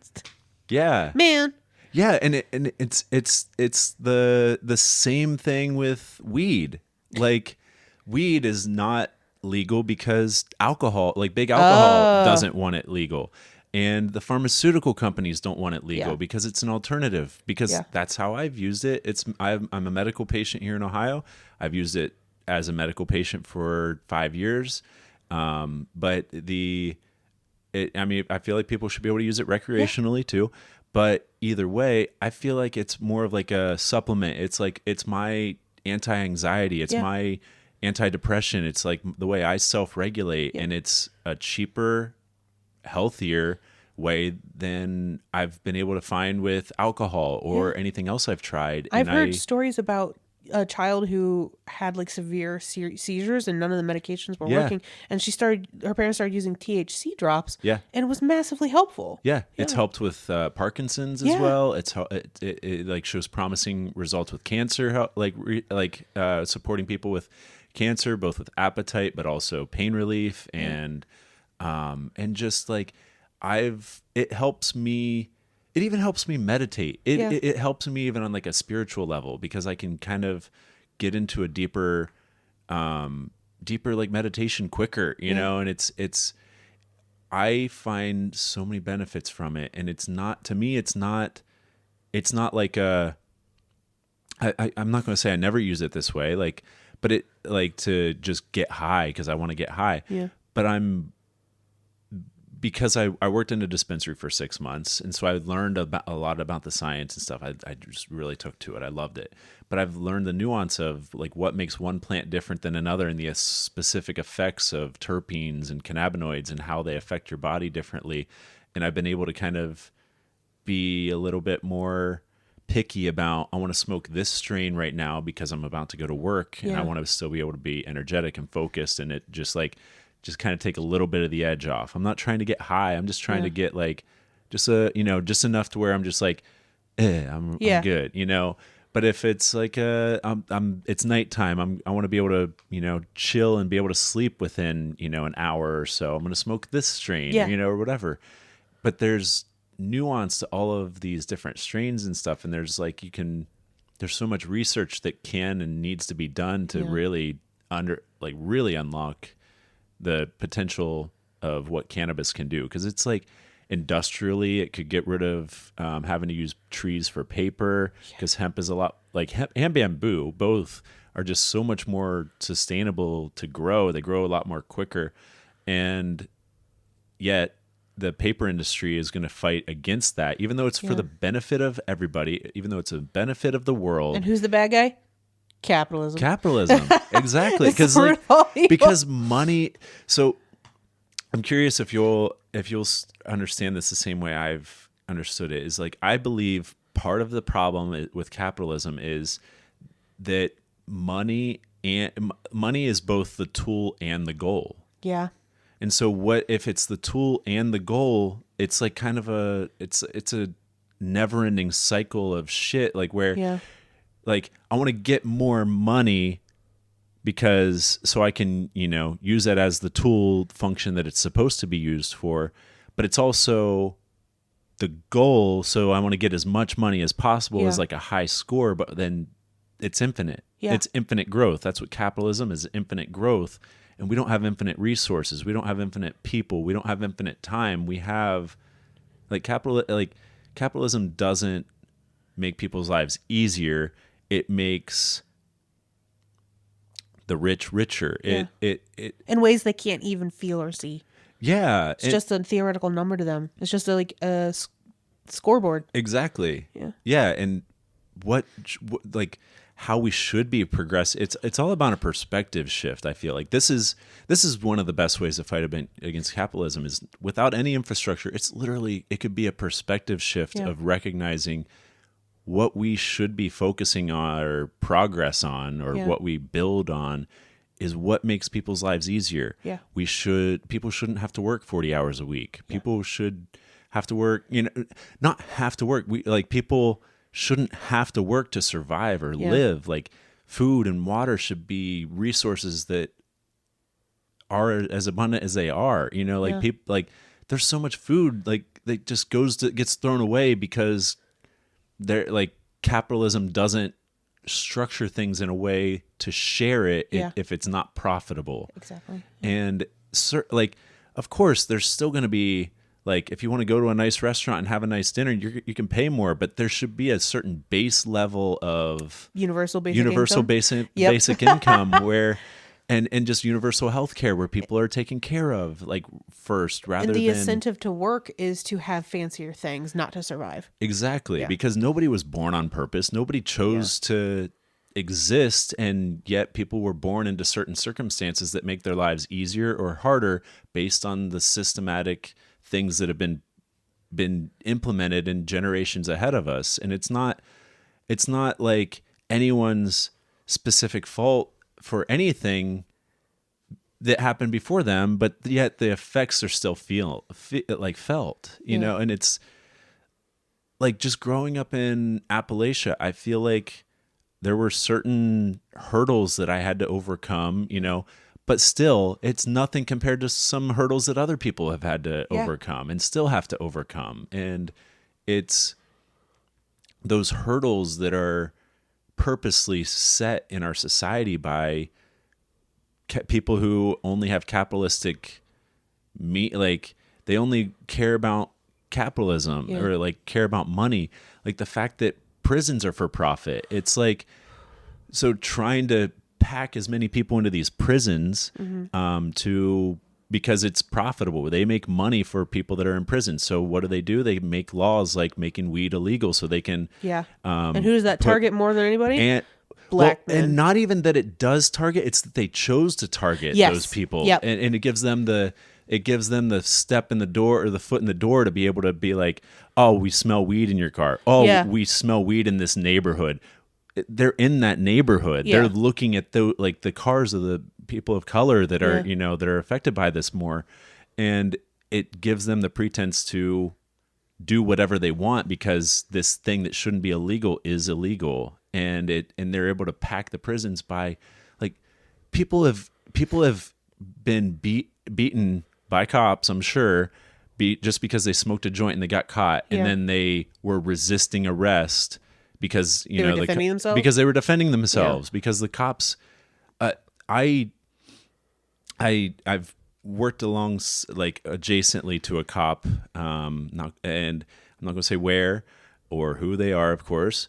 But I heard a comment that was really disturbing because he said something to the effect of, yeah, you can't just beat people like you used to be able to. You have to be more mindful of it. And it's just like, what? You have to be more mindful? Fuck you. Like those, I'm paraphrasing a bit, but that was the context of what he said. I'm just like, what the fuck, man? Like, why is this something worth commenting on that you're missing out on? Yeah. Like you're missing beating the shit out of people. Like, I don't know. It just, it's of course not the perspective or mindset of protecting and serving. Yeah. They are protecting the status quo. They're protecting property. They're protecting the interests of people that are paying them. Yeah.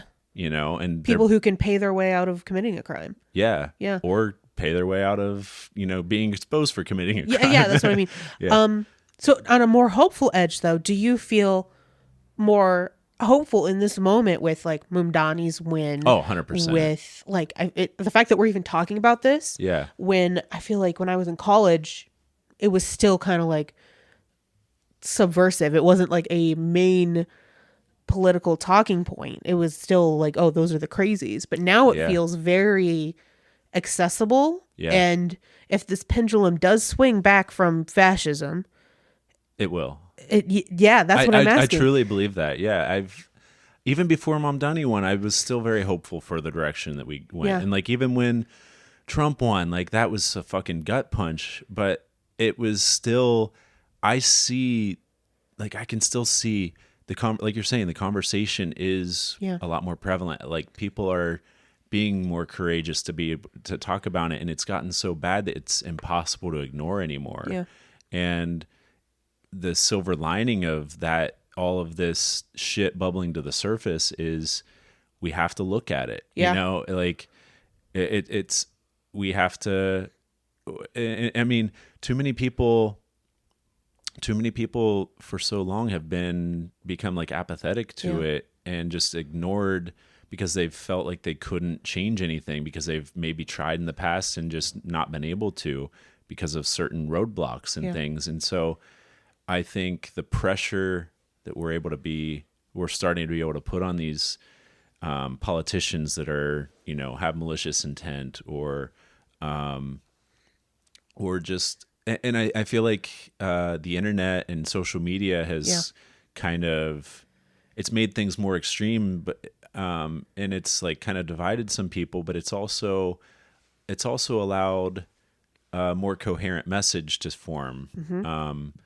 And the difference between, like, I love South Park, and I've heard people talk about they're angry that South Park, doesn't make fun of Democrats like it used to. It only makes fun of Republicans or whatever their point of view is. Well, one of them are clearly fascist. So exactly, yeah. And that's the thing is, like, I don't understand how people still don't see that difference, or what the difference is, I guess, or the one side is literally.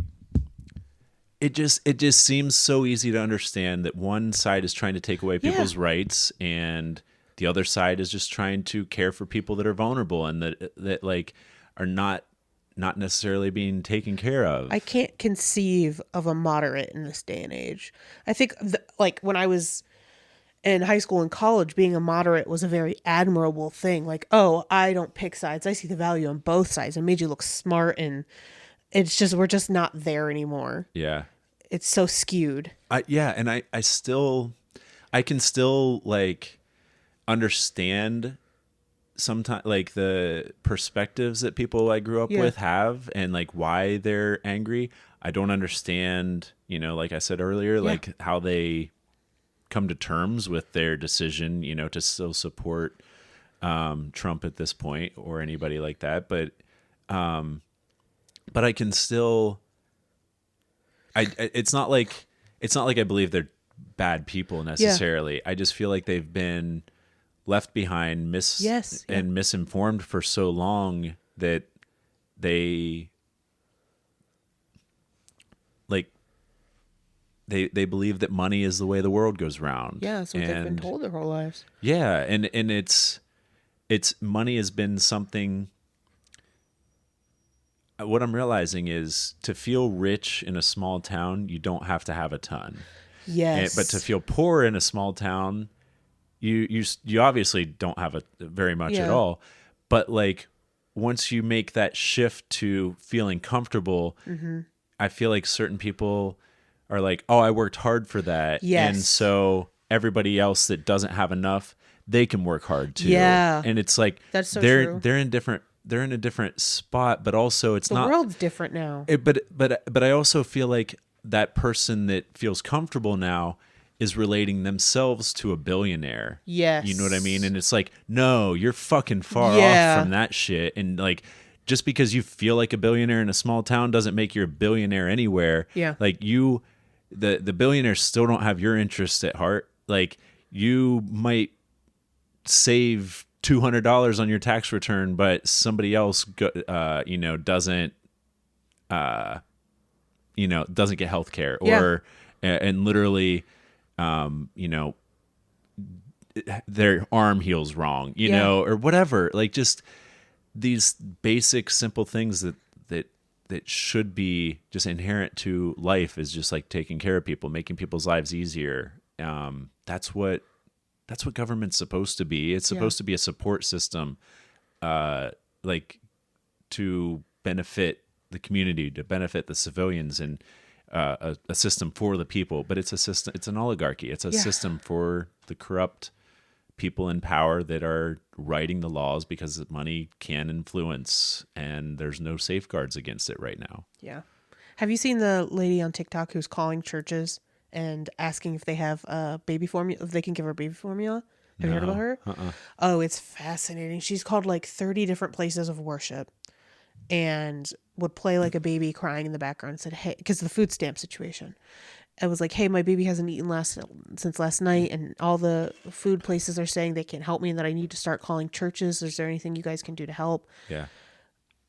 I think these numbers may not be correct, but it skews the perspective, but it's like 3 out of the 30 she called, or maybe 5 to 3.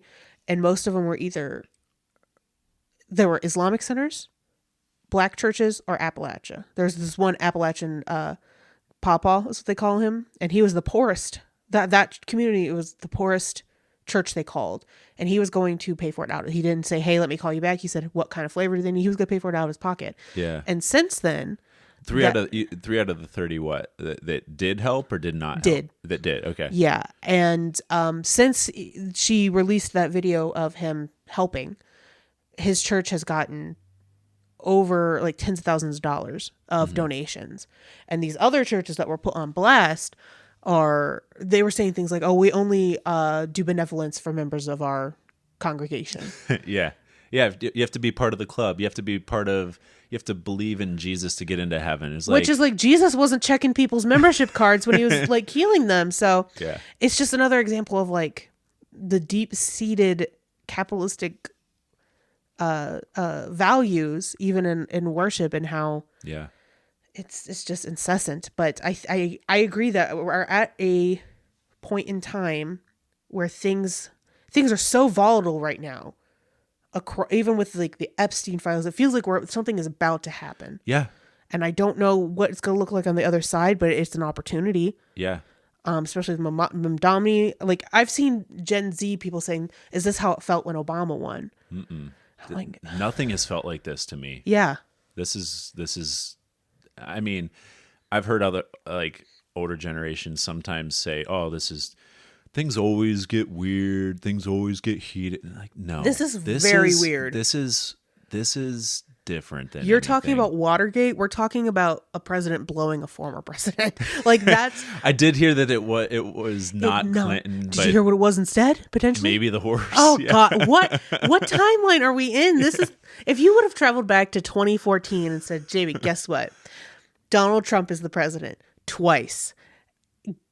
My husband were acting out this bit, and he goes, "Oh, was he good?" No, actually, he was literally the worst thing that's ever happened to us, probably since the Trail of Tears and slavery. Oh, well, was he getting taken down? Yeah. You want to know how? Child sex ring. Yeah. Like, just explaining how fucking crazy everything is. And the fact that like the Department of Justice works for the president, and he's the one, they're the ones investigating the thing that he's in. So it's like, but then the conflict of interest is of course there, but how is like our whole system allowing this at this point? I have definitely lost all like reverence for that position, because like when Obama was president, it was like, oh, that's the president. Even when it was George Bush, I saw him talk live at Kent State, and it was like a huge moment for me. I saw him at BGSU. Same thing for me. Yeah, nice. I waited 3 hours in the rain to just to get a ticket to go, and I was like, this is amazing. And I remember telling a buddy at the time, he's like, yeah, I got to see Obama, and he's like, who fucking cares? It's just a guy. I was like, he's the most powerful man on the planet right now. It's like, and I like his policies and stuff. He's the hottest president since Kennedy. And then before that, it was Abraham Lincoln. There's no debate on who's the hottest president. But it's I don't know. These votes that came out where only one Republican in both the House and the Senate, between all of them, Clay Higgins, voted no. That should be really scary for Trump. I feel like, people are feeling like they can jump ship back into reality. Marjorie Taylor Greene has jumped. She's crazy. Like, I will never trust that bitch. Sure. But if she's going to be, a rabid dog on our side, okay. But don't get close to me. Agent of chaos, yeah. And it's because she sees the ship sinking. She's a rat. That's what I hope is happening, is that people are starting to see that, oh, this is our opportunity to get off this fascism boat. It's the sunken cost fallacy for some people. Yep. And at a certain point, like people are gonna, it's gonna be made very aware to the general public, because people like you and I know, of course, about the Epstein stuff, like well enough to at least talk about it, you know. But there are so many people that still don't even know that Trump is part of that. And it's like if I ask my mom, she doesn't know anything about it. Yeah. And it's just just some people don't want to have to deal with it because they have so many other things going on, and I can't blame anybody that can't or doesn't want to deal with it. So I'm not like throwing my mom under the bus for this. I understand that it's hard to learn about something that you also are feeling helpless about, and so it's like a fine line between what do you need to be informed about that you can't control. It's like the serenity prayer. What is it? God help me make good decisions, or something about the things I can control and something about the things that I cannot. Yeah, give me the wisdom to know yes. Give me the courage to change the things I can, the wisdom to know the difference.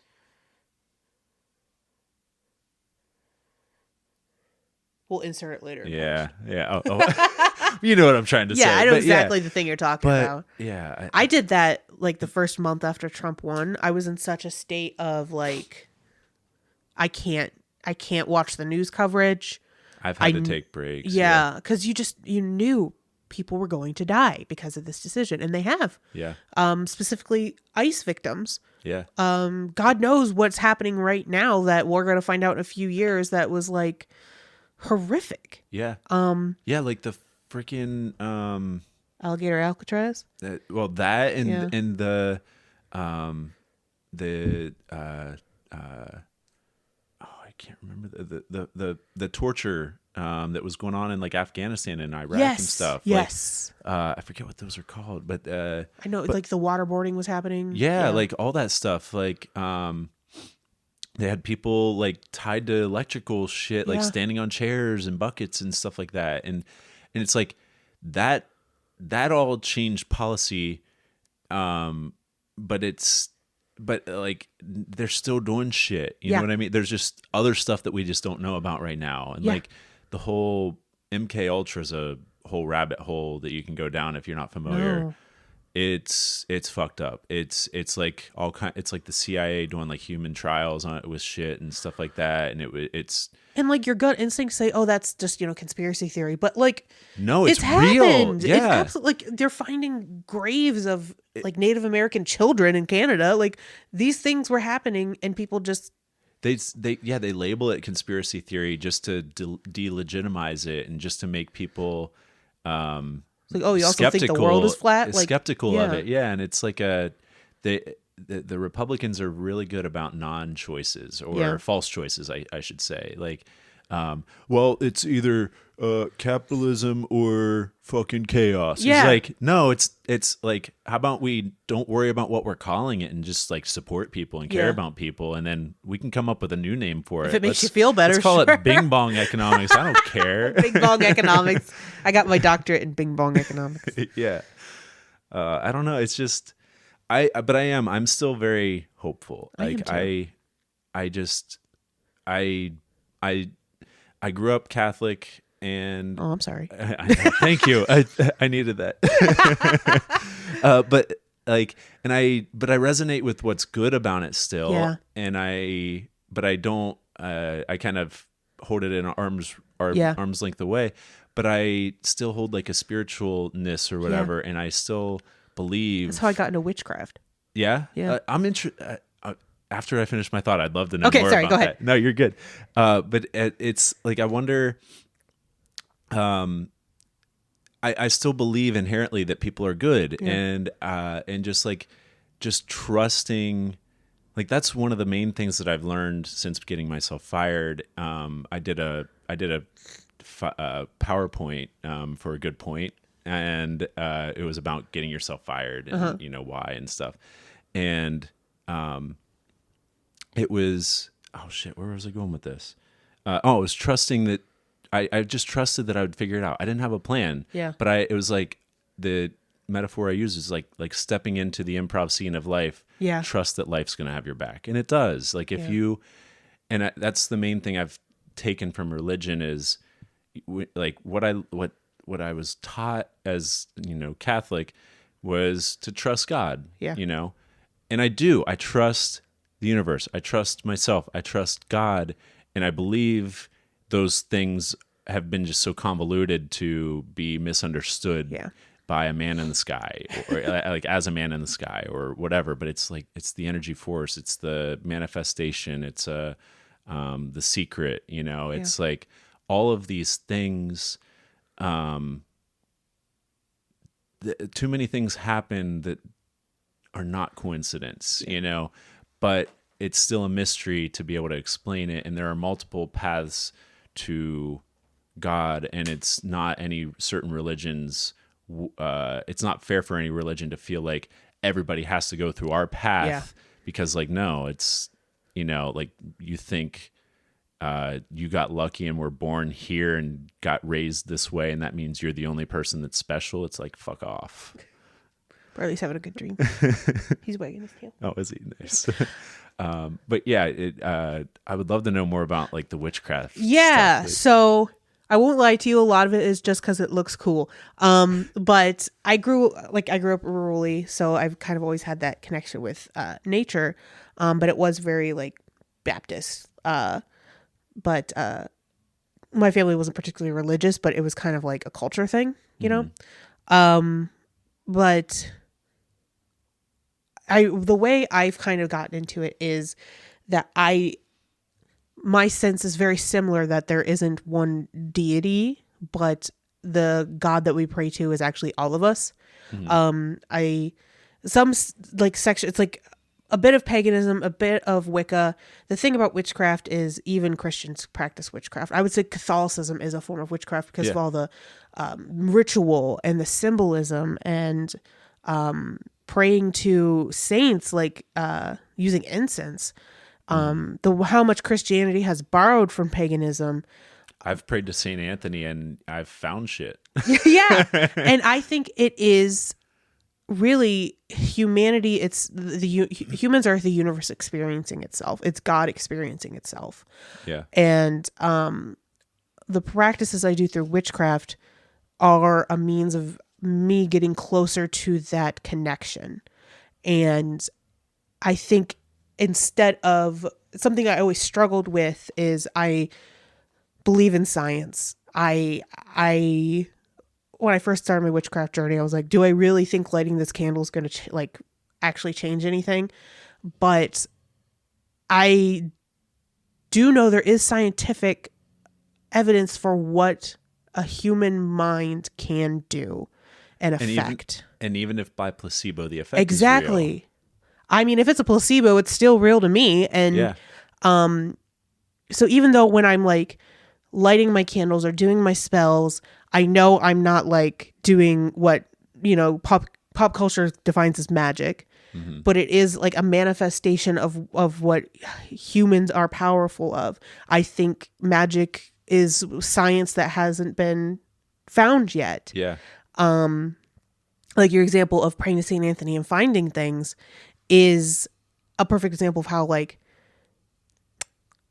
and it kind of, this is going full circle. It kind of goes back into improv where trusting yourself and knowing that there's things that live in your mind that you aren't even aware of. Like you're going to impress yourself. You're going to notice things without consciously noticing them. Mm-hmm. And by praying to St. Anthony, you've turned your brain on to a means of noticing. Yeah. So like that process of spirituality actually had an effect.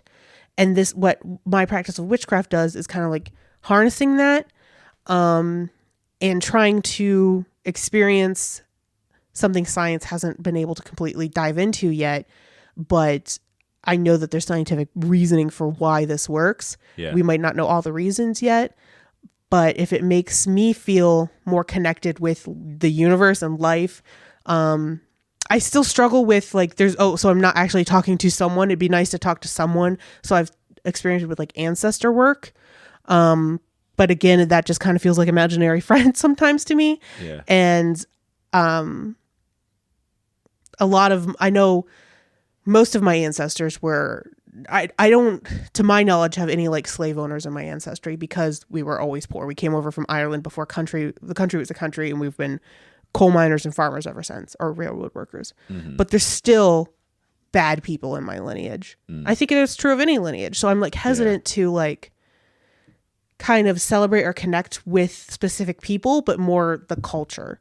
And I think doing that through witchcraft is good. And also it feels like I'm kind of adhering back to my ethnic roots, which is hard for white people these days because our ethnicities are erased in favor of whiteness. And being my roots are very like hundreds of years old, over 200 years old, because both sides of my family immigrated over here before America was America. So a lot of that identity was lost or captured in Appalachia. But when I think about like who my ancestors were thousands of years ago, they were pagans, and then they were colonized by Christians. So it also feels like a way for me to kind of connect back to my ethnic roots is to like study and learn about a religion that was celebrated before Christianity kind of came in and took it. Yeah. I have a difficult relationship with Christianity. Yeah. Not Christ. He seems cool. Yeah. But definitely the institution. Yeah, same. I didn't feel like it gave me any kind of support or trust or confidence. Like it felt like it took it away. Yeah. Like I didn't feel like I was, because it was fear-based. It was not constructive. It was being afraid of, doing the wrong thing rather than finding ways to do the right thing. Yeah. And going back to the science of it, there's so much that we're learning about quantum mechanics and physics right now, and the consciousness and multiverse and telepathy and the telepathy tapes. Are you familiar with telepathy No. tapes? You're good. I have things to do today, Brandon. You can't just keep dropping shit like this. I'm sorry. It is. I haven't started season 2 yet, but they released season 2, at least some episodes a few weeks ago. What platform? And podcast. Okay. Yeah. They're working on a documentary right now too, but they basically have done these tests to prove that nonverbal autistic kids have telepathy and they can communicate with each other. Holy shit. And they can basically download information that somebody else has, basically, like, for lack of a better way of understanding. Whoa. And they have this place it's like a metaphysical place called the Hill.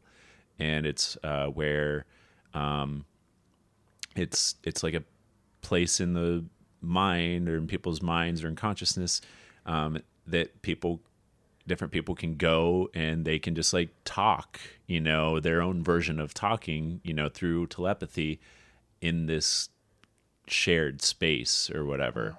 And it's fascinating. They've even been able to prove they did a test with a parrot that could tell you it's the red 8 from the Uno deck, or the green 7, whatever.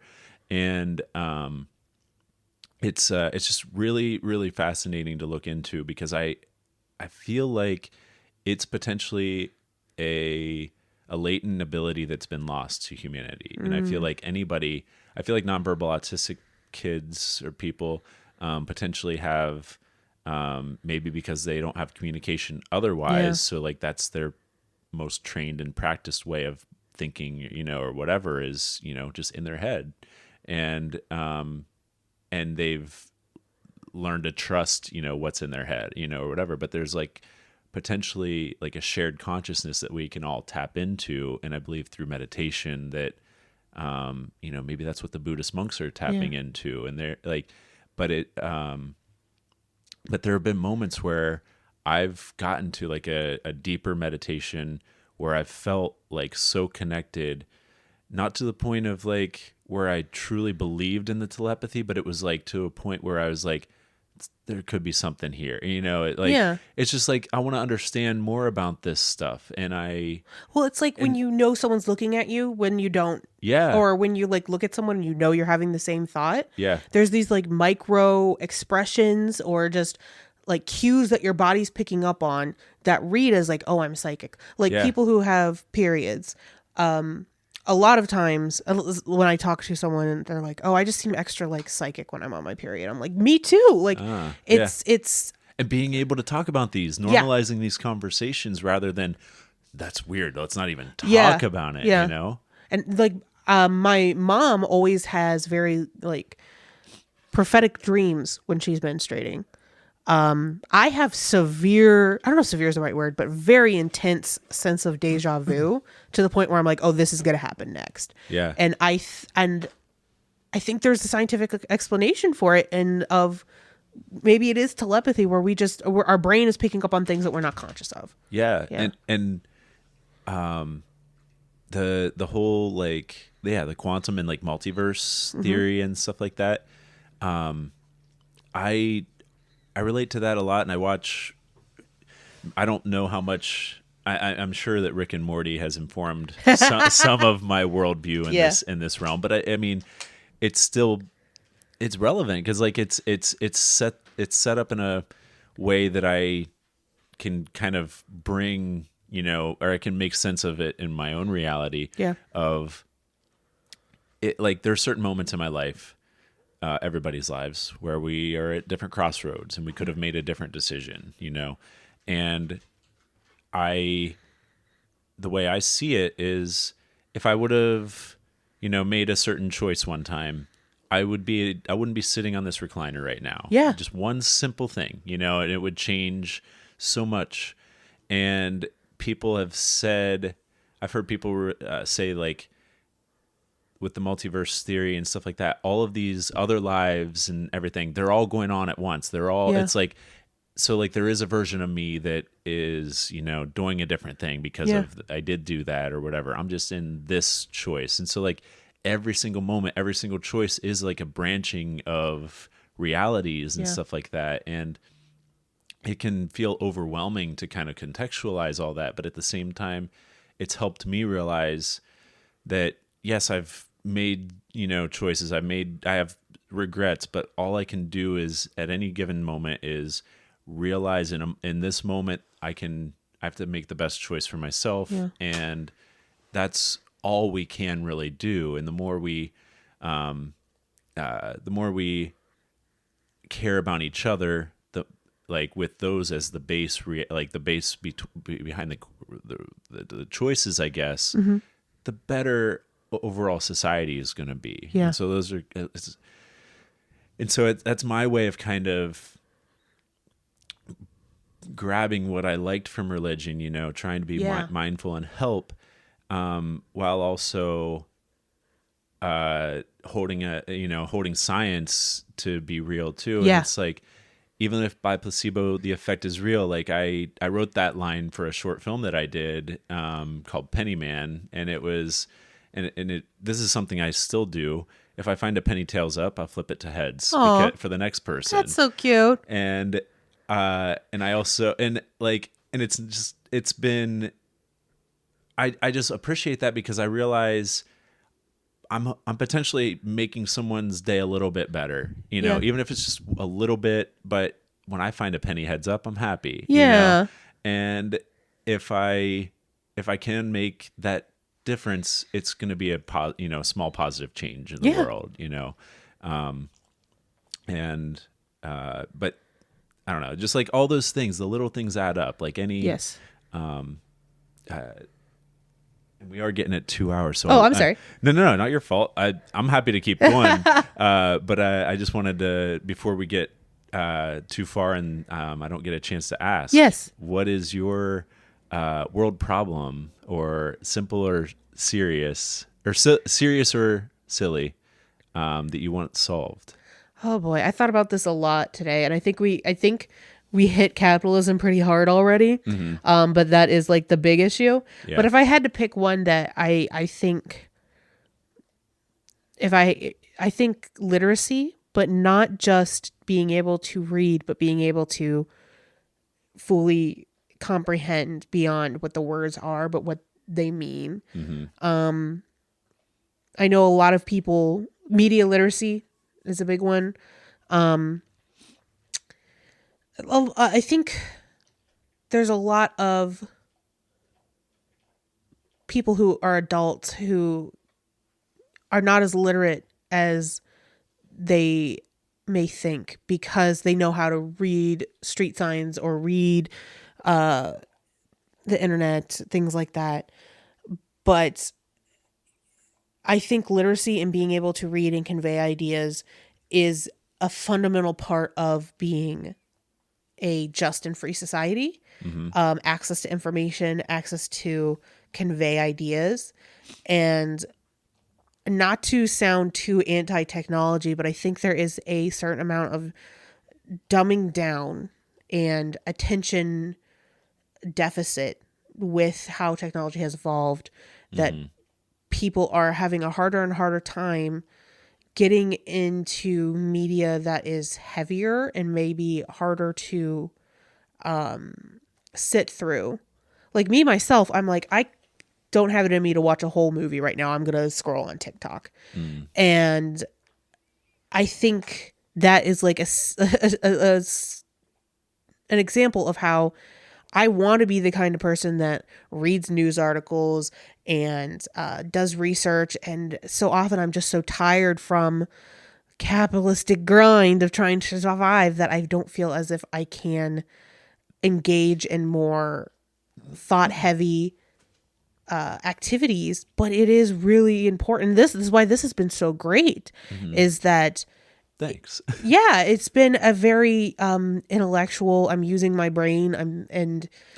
That's why I wanted to start it. Yeah. And I think if something needs to happen, and maybe it's this analog revolution that's happening, that people need to, I shouldn't say all people need to do this, but like, I enjoy that people are starting to take a step away from the immediacy that modern technology can give, especially with the rise of AI, making things so simple that we don't have to use a lot of our analytical skill as much. I am so opposed to AI right now, and I understand that it might be part of our future, whether we want it to be or not. But right now, it's unethical the way it's stealing water from people that need it. It potentially is going to affect the Great Lakes in the future. It's not like it's a race right now for companies to try and find the most profitable way instead of the most helpful. And that's, I mean, just inherently, again, capitalism is just inherently evil. And it's also like people use it to like I've heard people that are teachers say they've built lesson plans from it. And I understand you're overworked and underpaid and you want to have unique lessons that are engaging to the students. I'm not trying to shit on that use, but at the same time, I like in different fields unrelated to that, like let's say specifically as a writer, like let's say I'm at a certain point in my screenplay and I'm like, man, I don't know what's going to happen next. If I wanted to, I could plug it into ChatGPT and like, where would you take this? You know, and then it might spark a new idea. But that's skipping the step of me discovering it for myself, and it's training myself to rely on something that is, I don't know, I just inherently don't believe it's helpful. Like it's definitely not helpful right now. I think it could be helpful for remedial tasks and stuff like that. And that's where we should kind of focus on like the people that still have jobs like I had when I was an intern at Parker Hannafin, where I was just like, this quality database, got to extract this data and put it in this Excel sheet. Do this. It's like, that's the shit that is mindless and needs to be taken care of with AI. And the things that make people drone and depressed sitting in a cubicle, let's help those people not have to do that shit. No, that's the ideal Star Trek future we should get from new technology. I'm more AI neutral than I think a lot of artists are, but I'm still pretty like scared and like anti of it because of it's. I think of it a lot like the internet, where it was a modern technology that's been invented that is going to change how we like thinking about like even the late 80s versus late 90s of how much everything kind of went online and kind of became not real anymore. So much of our lives happen in a theoretical space. But the issue comes in with exactly what you're saying with how is this new it's just a tool. AI itself is not an evil thing. It's the uses of it that are evil. And if it helped us work towards a society that didn't have workers but had people still thriving, like if it took away, like you were saying, the menial work so people could focus on things that are enriching, but it's not doing that because people are using it for profit and people are using it to take away, to keep people in oppressive situations and desperate like, so they have to work or whatever just to survive. So there's such a like, it could be used for so much good, but because of capitalism, it's not. And there's a concept in the energy transition called just transition, which is big in all over the country, but in America specifically, it's big in coal communities, about how we transition from coal to renewable energies without a whole town that has been made dependent on this industry collapsing and people starving. So that's the concept of just transition. And I think a just transition with AI would help bridge that gap between how dangerous it can be. How can we implement this technology? Because it's like, it can do amazing things like detect cancer. But the way that it's being used, and it's just given to everybody right now. And in HR, I was doing phone screenings, and I would ask a question, and I'd hear tick, tick, tick, tick, tick, tick, and then they were just reading it. I'm like, oh, you're excluding yourself. So maybe in a way it's like, oh, now I don't have to worry. I know that they're not going to. Yeah. But yeah, they're self-screening themselves. Yeah, exactly. I'm like, you're not hiding it well. Yeah. Well, so many people have told me, oh, just update your resume with AI. It helps so much. It's like, no. It's also hallucinates.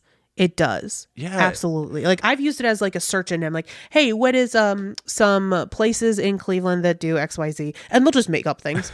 It's like, this place does not exist. This link actually goes nowhere. Yeah. So you can't trust it. It can be, I think you can use it as a starting point for, just random, like low level menial tasks. Yeah. So you can focus on larger things that make your life more, but you can't blind copy paste because it lies. You have to use critical thinking skills. And I've heard some teachers use that. They're like, hey, we know we can't fight against this.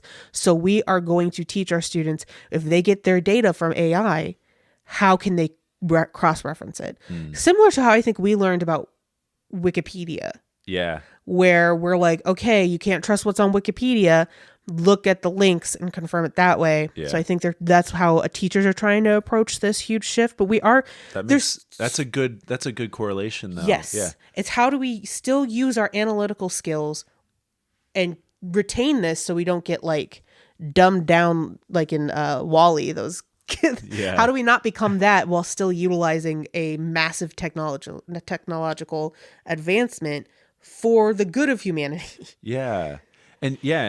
And just circling back to literacy, like making sure people don't rely on it without understanding the basics of it. Because I remember in school, like our math teachers were like, it's not like you're going to have a calculator in your pocket. Yep. And it's like, well, we fucking do. Yeah. But at the same time, it might take me a while to handwrite some long division and remember exactly how to do that again.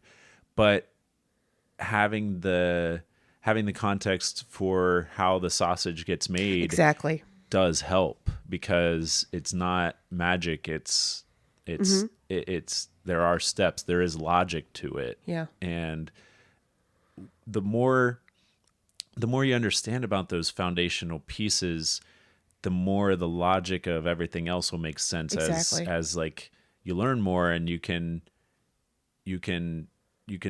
like pattern recognition and everything is just, it's something that it's been helpful for me, like especially with it, like an engineering background. I'll like just troubleshooting a problem in general is like, I feel like I'm going with too many tangents right now, but like, we've been all over the place in these past 2 hours. Yeah, I love it though. I do too. Yeah, this is fun.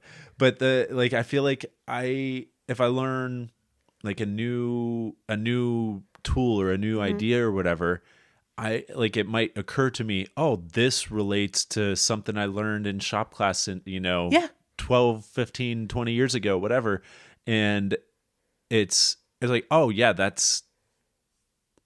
it's relevant now because I learned it back then, but I didn't even know that I still had it until it became relevant again. So there's like basic things matter. Like absolutely. Yes. I'm going to posture a question. Yeah. What do you think about, this is completely theoretical, I just had this idea. If people had to get a license to use AI, like we have to get a license to drive. Yeah. And have to take a test to show that, because you've heard of AI psychosis? No. Buddy. People are having not only relationships with their AIs, but treating them like therapists. I've heard of that. Yeah. There's one specific woman on TikTok who her AI it's become a feedback loop where it's telling her, you're the oracle.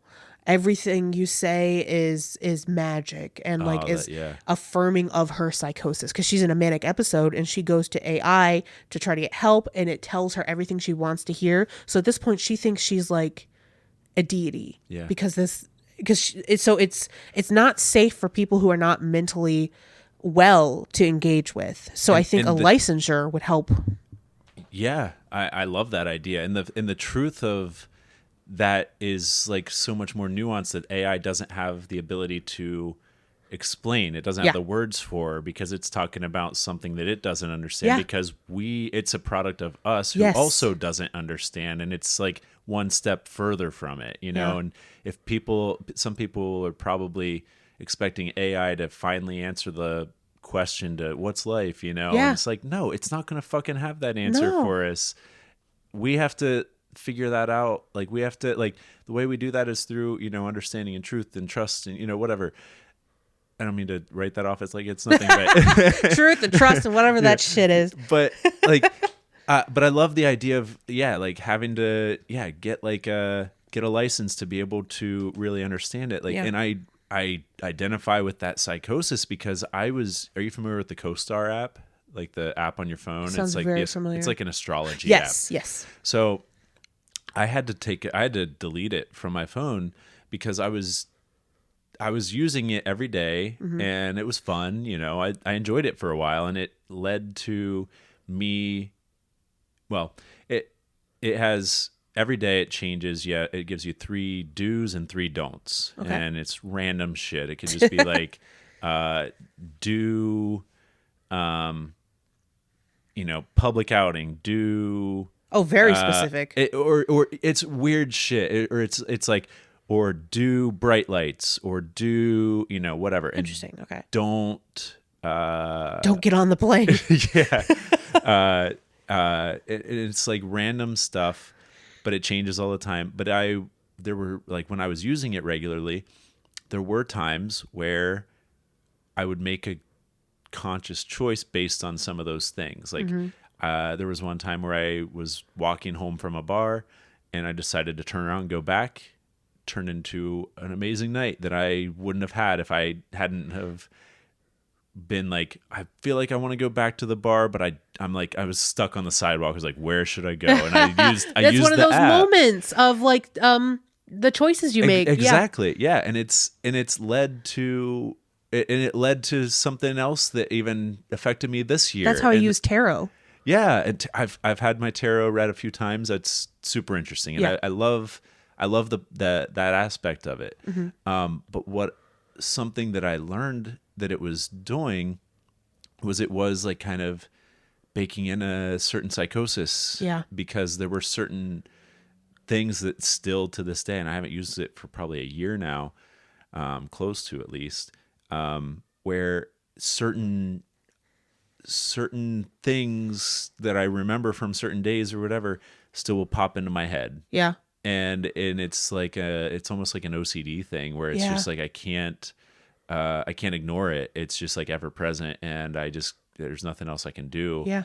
And so I just had to get rid of it. But I mean, in CoStar is probably all AI generated material, you know, all that stuff, like, because it tells you, you know, expect this, and these are the 3 words do's, these are the 3 words don'ts, you know, but what is that, you know? But at the same time, if we're talking about quantum stuff like that, is like, well, you know, maybe that's just the universe. That's like the way I was kind of looking at it. It was like, well, this is just the tool that the universe is using to communicate with me at the time. And that's what someone that's using the AI probably believes, is like, this is just the tool that the universe is communicating with me with.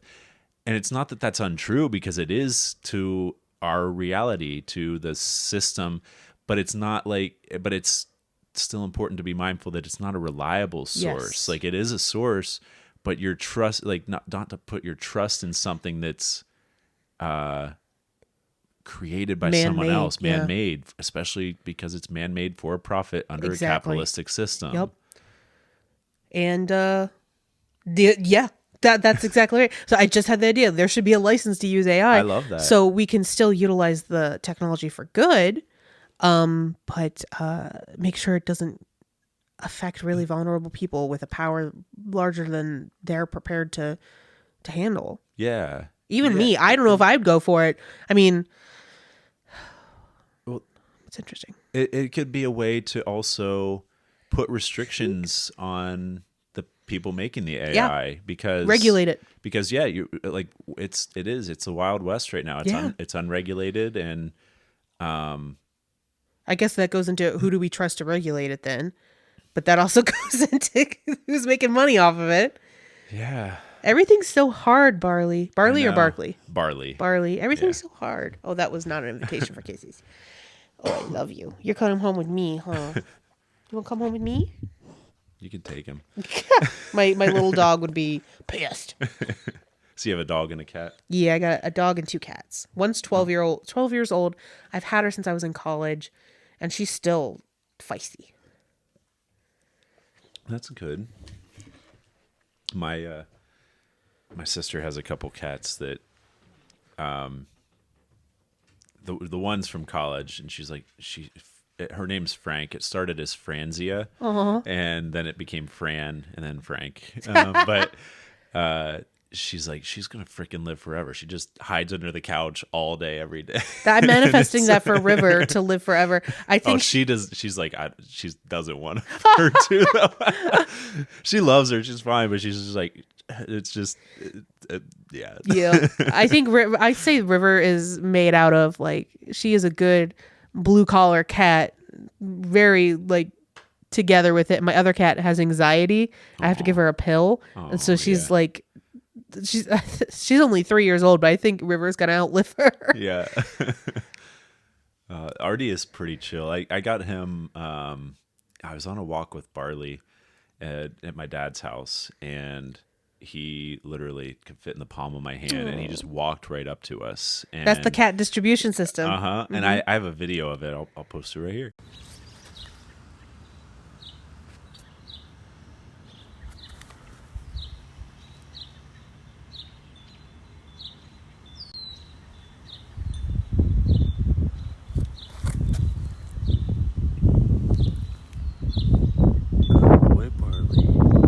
And but he, like, Barley was sniffing and pretty chill and everything, and his eyes were so matted over, like he like had to go through a couple rounds of antibiotics and everything. Poor thing. Probably wouldn't have made it if I hadn't like found him. Yeah. But it was just like I had been considering getting a cat. I just didn't make the choice It's yet. the And so I was universe. like, there we go. Yeah, it's like the universe. So like the universe, like, and these are some of the things. It's like the universe does, like, the secret, like it manifestation is real. Like like whatever you believe, whatever you think, it's not like it happens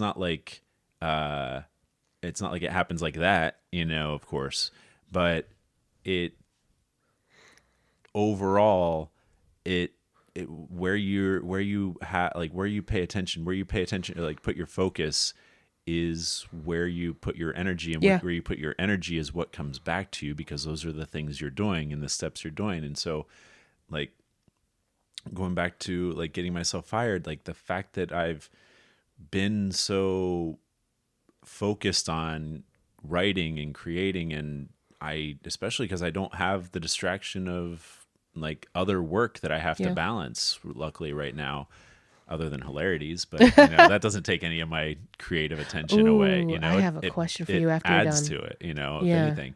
But it's like I'm building towards a goal. And it's like those steps. Like the more I do it, the more I realize different opportunities and different people that I can work with potentially, and just different ideas for projects.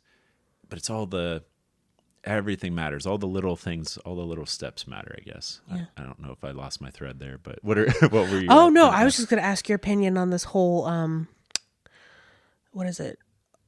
Psych ward hope versus psych ward whacker. Yeah. How are you feeling about that? I'm on Dina's side. Yeah. Like, not that there's really sides. Really sides, but it's, I have felt, and you can cut this if it's not.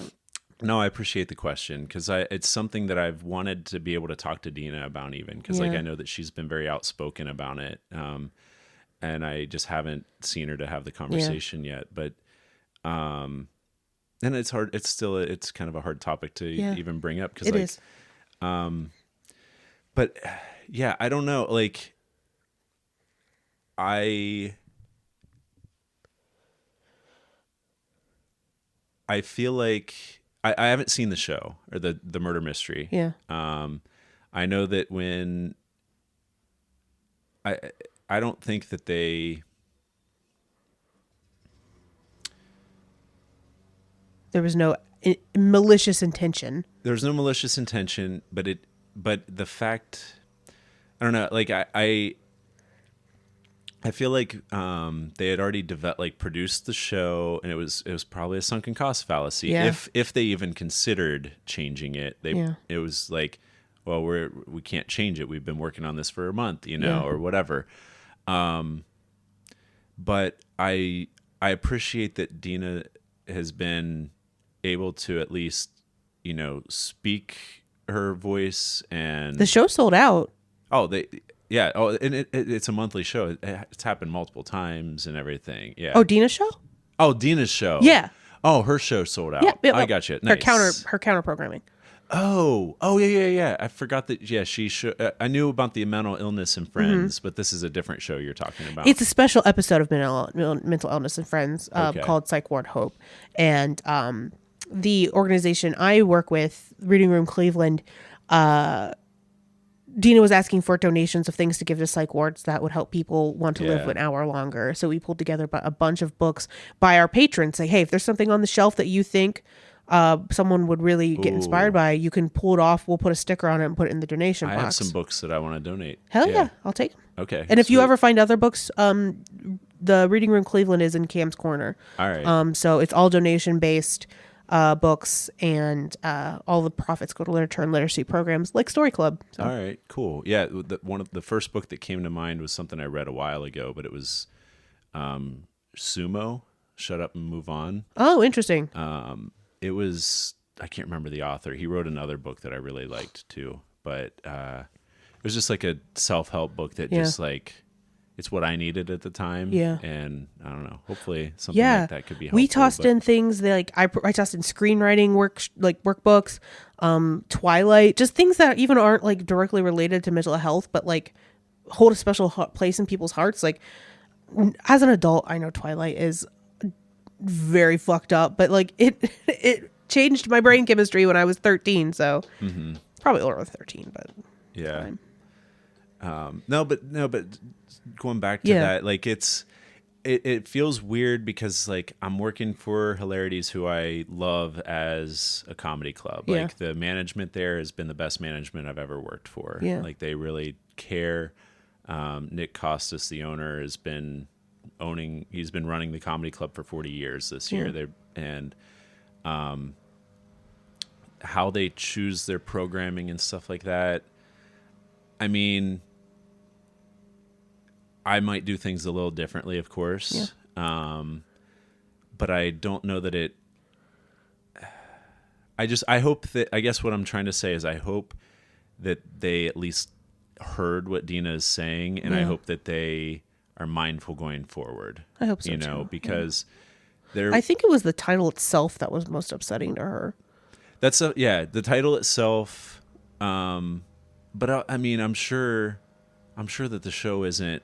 It's not like it. It's not like it's gonna be, like compassionate to like. Maybe it is, but I'd be surprised if there's not a joke punching down in there. Yeah. You know what I mean? Yeah. Like with that content, with that content and that title and everything. Yeah. But I guess like educating people to punch up rather than punch down, like that's one of the core a big principles thing. of comedy that people in Austin, the Austin comedy scene, like with Kill Tony and everything, like they just don't understand that concept, and because bullying has just been so normalized by the same communities that we grew up in, or I grew up in, like, and it's like there was a comic that came, and I talked about this some time ago, but there was a comic that came to Hilarities, and I didn't laugh a single time because it was just like an hour of stereotypes. Oof. And so like they don't normally, he was just there one night. Yeah. It's not like they're booking him a whole weekend. I don't know how they choose the programming. I like, the guy that does the programming, like the booker or whatever, he's a great dude too. Like so I'm not, there's no, I don't know. I feel weird talking about my, talking about where I work so openly, but at the same time, like I'm not, it's there's nuance to all of this. There's nuance to all of it, and I guess that's where I'm trying to get to, like, understanding. Yeah. But like, yeah, I don't know. It's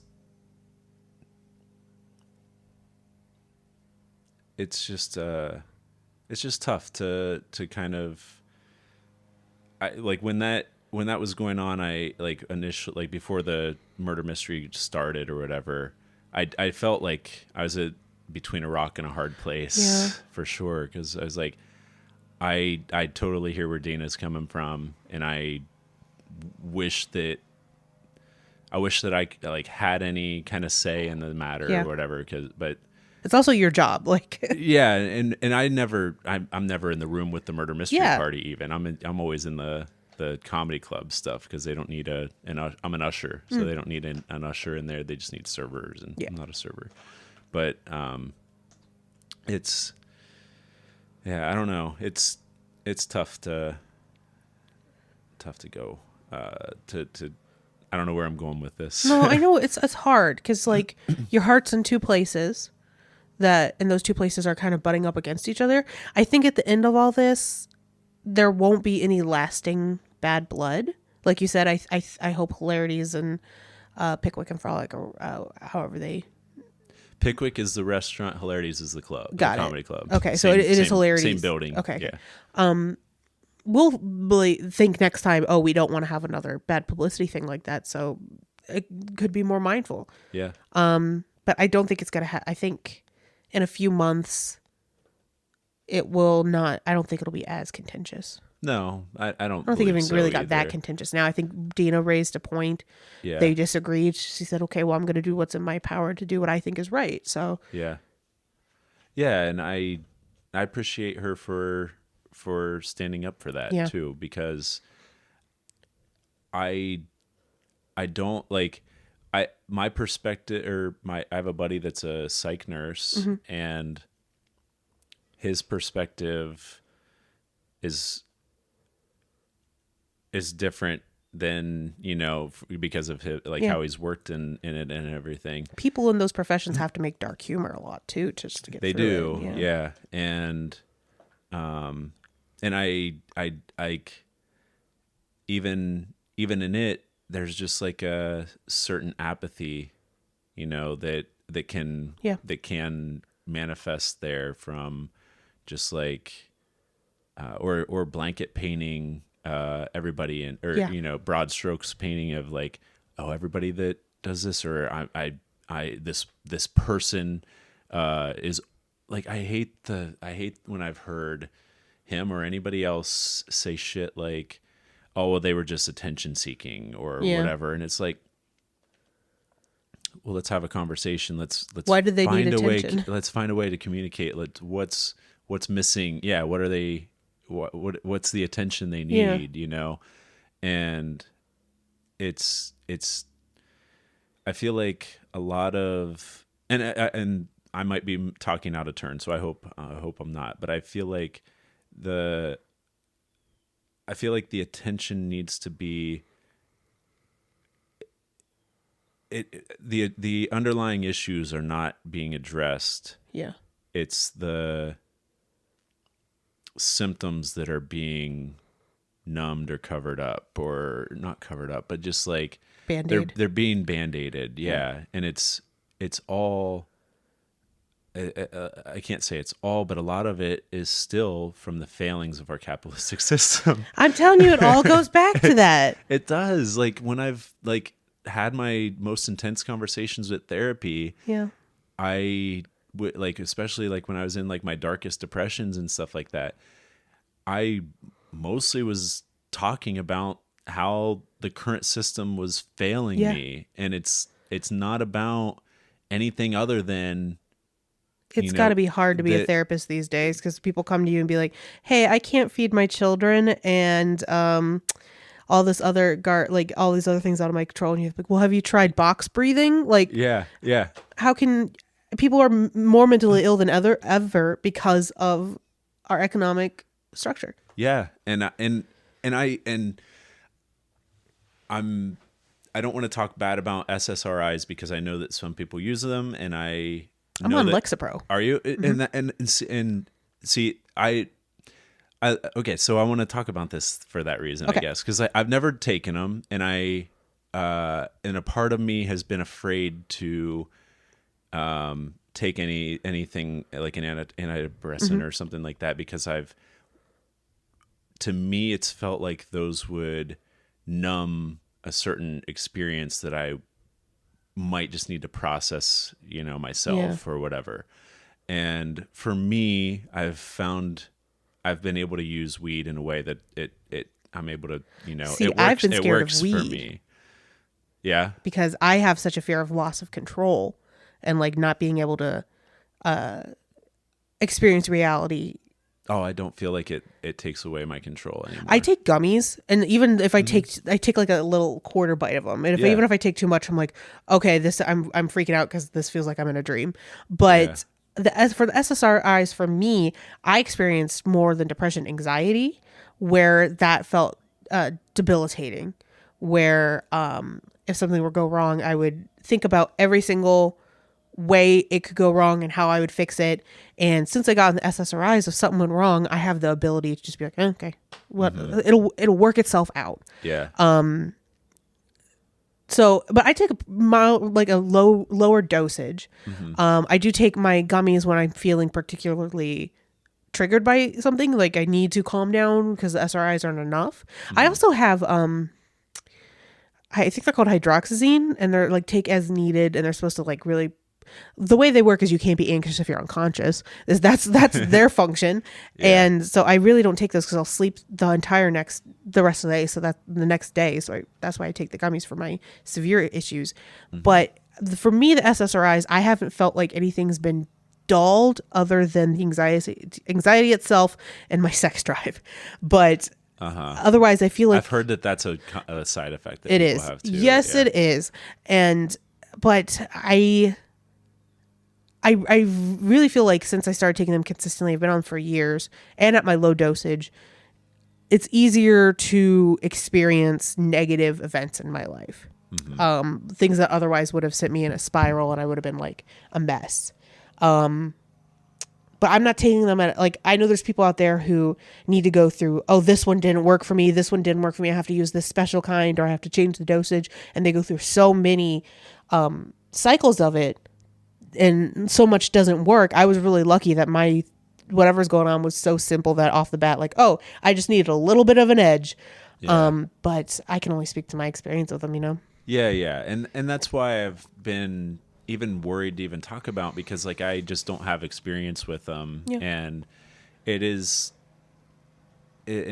know that it's like partially based around a fear of, that, but I don't know, for whatever reason, your fear is not it's valid given the medical industry. Yeah, I guess. And that's why, going back to capitalism, I feel like that's why, like I said, weed is illegal because they don't want that as an alternative to the pills that they make and stuff like that. And I don't know, it's just, I guess this isn't for everybody, of course, but I don't smoke weed all day, every day, but I do smoke weed during the day sometimes when I have other things to do. Yeah. But I've found certain strains that complement me, and and I do maintain control of myself the entire time. You know what I mean? Like I never feel out of control. I think I'm just super susceptible to it, because I will take like if I take too much of my gummy, I feel like I'm in a dream state. I feel like I'm dreaming. And and it's fun in my own house sometimes, but I couldn't imagine having to do anything like it depends what different gummies with like they're gonna hit you differently depending on what the gummy is too. Like, it's strawberry. I know it doesn't mean anything. Are they Incredibles brand? I don't know. There's an astronaut on it. Oh, that might be Buckeye Relief. I don't know. Avoid Incredibles, I'll say. Okay. Don't get those. It was the house brand of the dispensary I used to work for, and they did not maintain quality. Eesh. And literally sold a defective gummy for a discount even after I blew the whistle. Oh my God. People. And it was a gummy that was supposed to be 1-to-1 with THC and CBG, and it didn't have any CBG in it. And CBG counteracts THC and helps you focus more. Yeah. And so when I took it, put me in like a brain fog, and I fucking hated it. Yeah. And it was bad. And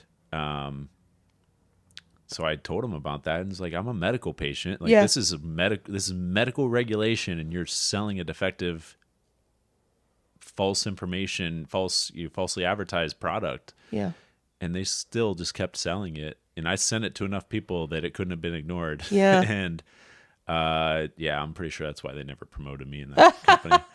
But Rabble rouser. yeah, There was a time I whole had too much industry. gummy, and this is just a funny story, where I was like, I had a song stuck in my head, and then I was making a sandwich, and then I'm like, wait, where did all the music go? Oh wait, I stopped thinking about it. That's pretty funny. I was like, why did the music stop? Oh, it's because I stopped saying it in my own head. Yeah, that's really funny. It's just one of those, like, I am very often perceived as a prude because I don't drink that much. I don't like smoke weed or do any drugs.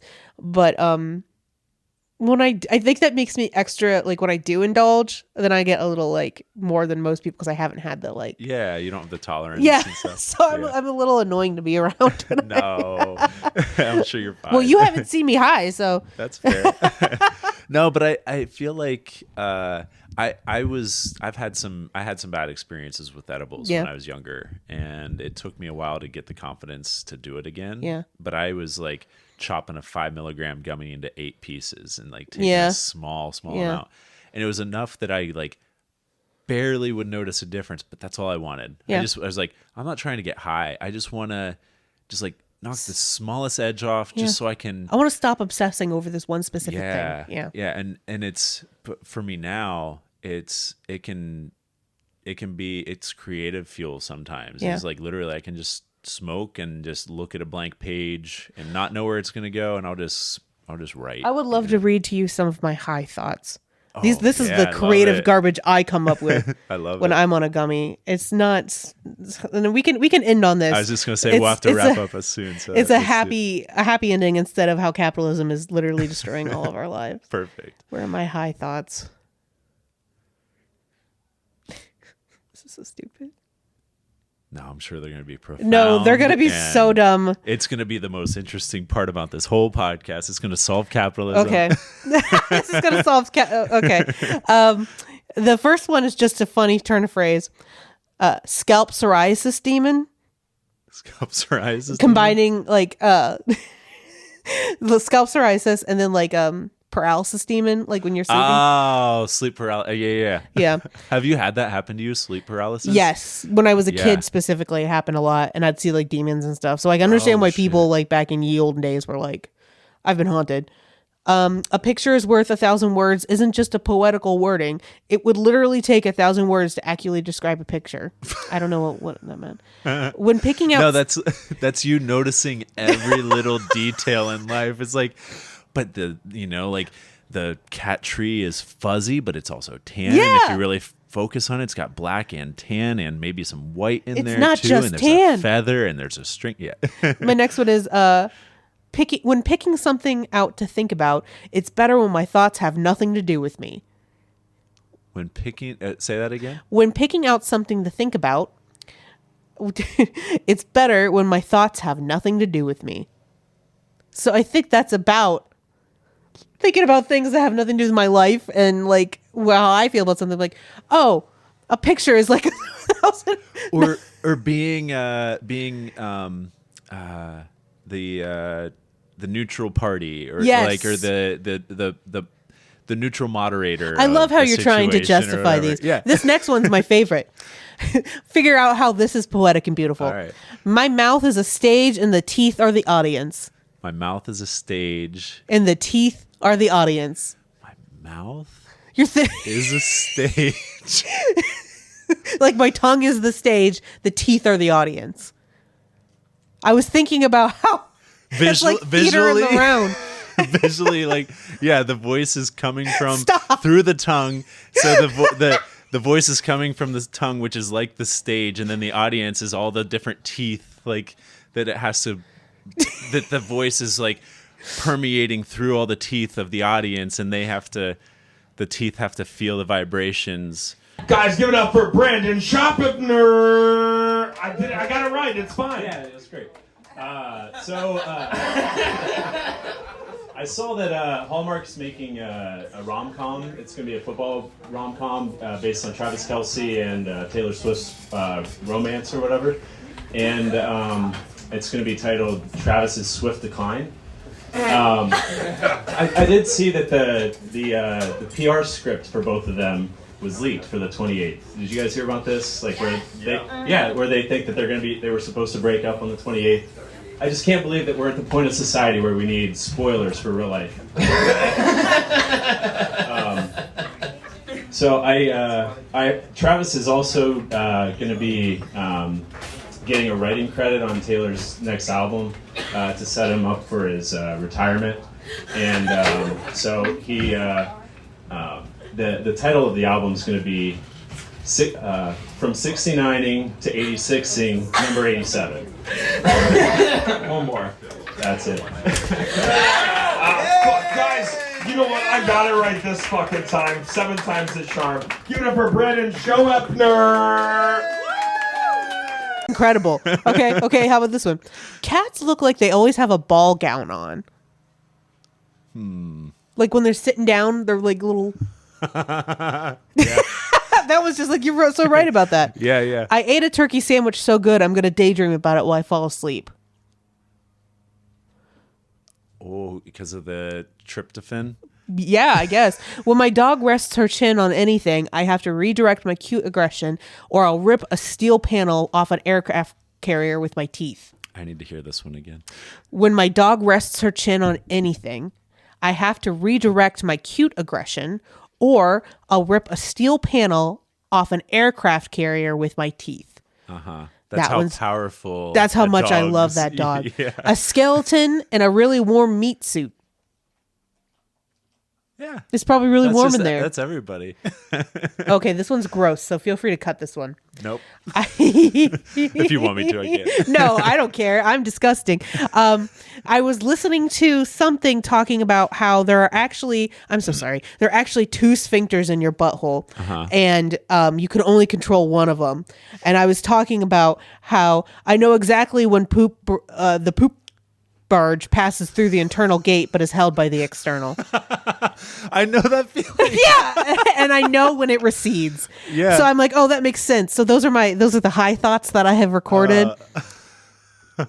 Things I just think about when I have a gummy, when I'm trying not to think about like fighting with my mom or something. Yeah. That's a good metaphor for It's not British. It's not metaphor for anything. It's a good metaphor for ignoring a problem until it's finally passed over to reality, and you're still like, nope, that's not real. The sphincter that's I can control is shut, but I cannot control all sphincters. Yeah. The sphincter of life. The sphincter of life has caught up to you. What's that Serenity poem? I pray to know when the sphincter I can control and when I cannot. Yeah. Trust to know the part that you can control, and these are the parts you cannot control. I'm so sorry. We had such deep conversations about capitalism, and now we're ending on. This is the perfect way to wrap it up, I think. Thank you so much for having me. This was a lot of fun. I had a lot of fun too. Yeah. Let's go ahead and plug your socials and anything else you'd like to plug. Oh, yes. Okay. So please follow me on Substack at JS Crawford Writes. Check out the Reading Room Cleveland and Cam's Corner. They are a nonprofit bookstore made up completely of donations. And check me out on Instagram at JS Crawford Writes. Sweet. Thank you, Brandon. You're welcome. And a reminder, you can follow me at BUFFoonBrandon. You can follow the podcast at BUFFoonBrandon Banter. God bless you. Sorry. You're good. And I just started woodworking again. Yay! So check out a Brandon craft, and you can see some of the things I've made, like that cat post. Did you make that cat? No, that I got at Goodwill or that looks so Savers or cute. something. Yeah, I was pretty pumped. I did make that birch incense burner though. Oh shit! And the first thing I ever made, the Mario frame. Oh, you made that frame? I made the frame, and Josh Belford, if you've met him, I did improv with him. I probably recognize him if I saw him. Yeah, I'm better with faces than names. He drew the Mario, but that was the first thing I made in like 7th grade shop class. Oh was my that god, that's frame. the third hottest president. Yeah, I got that at a garage sale. You know over what? here. Second. Second? I think he's hotter than John F. Kennedy. Look at that profile right there. Damn.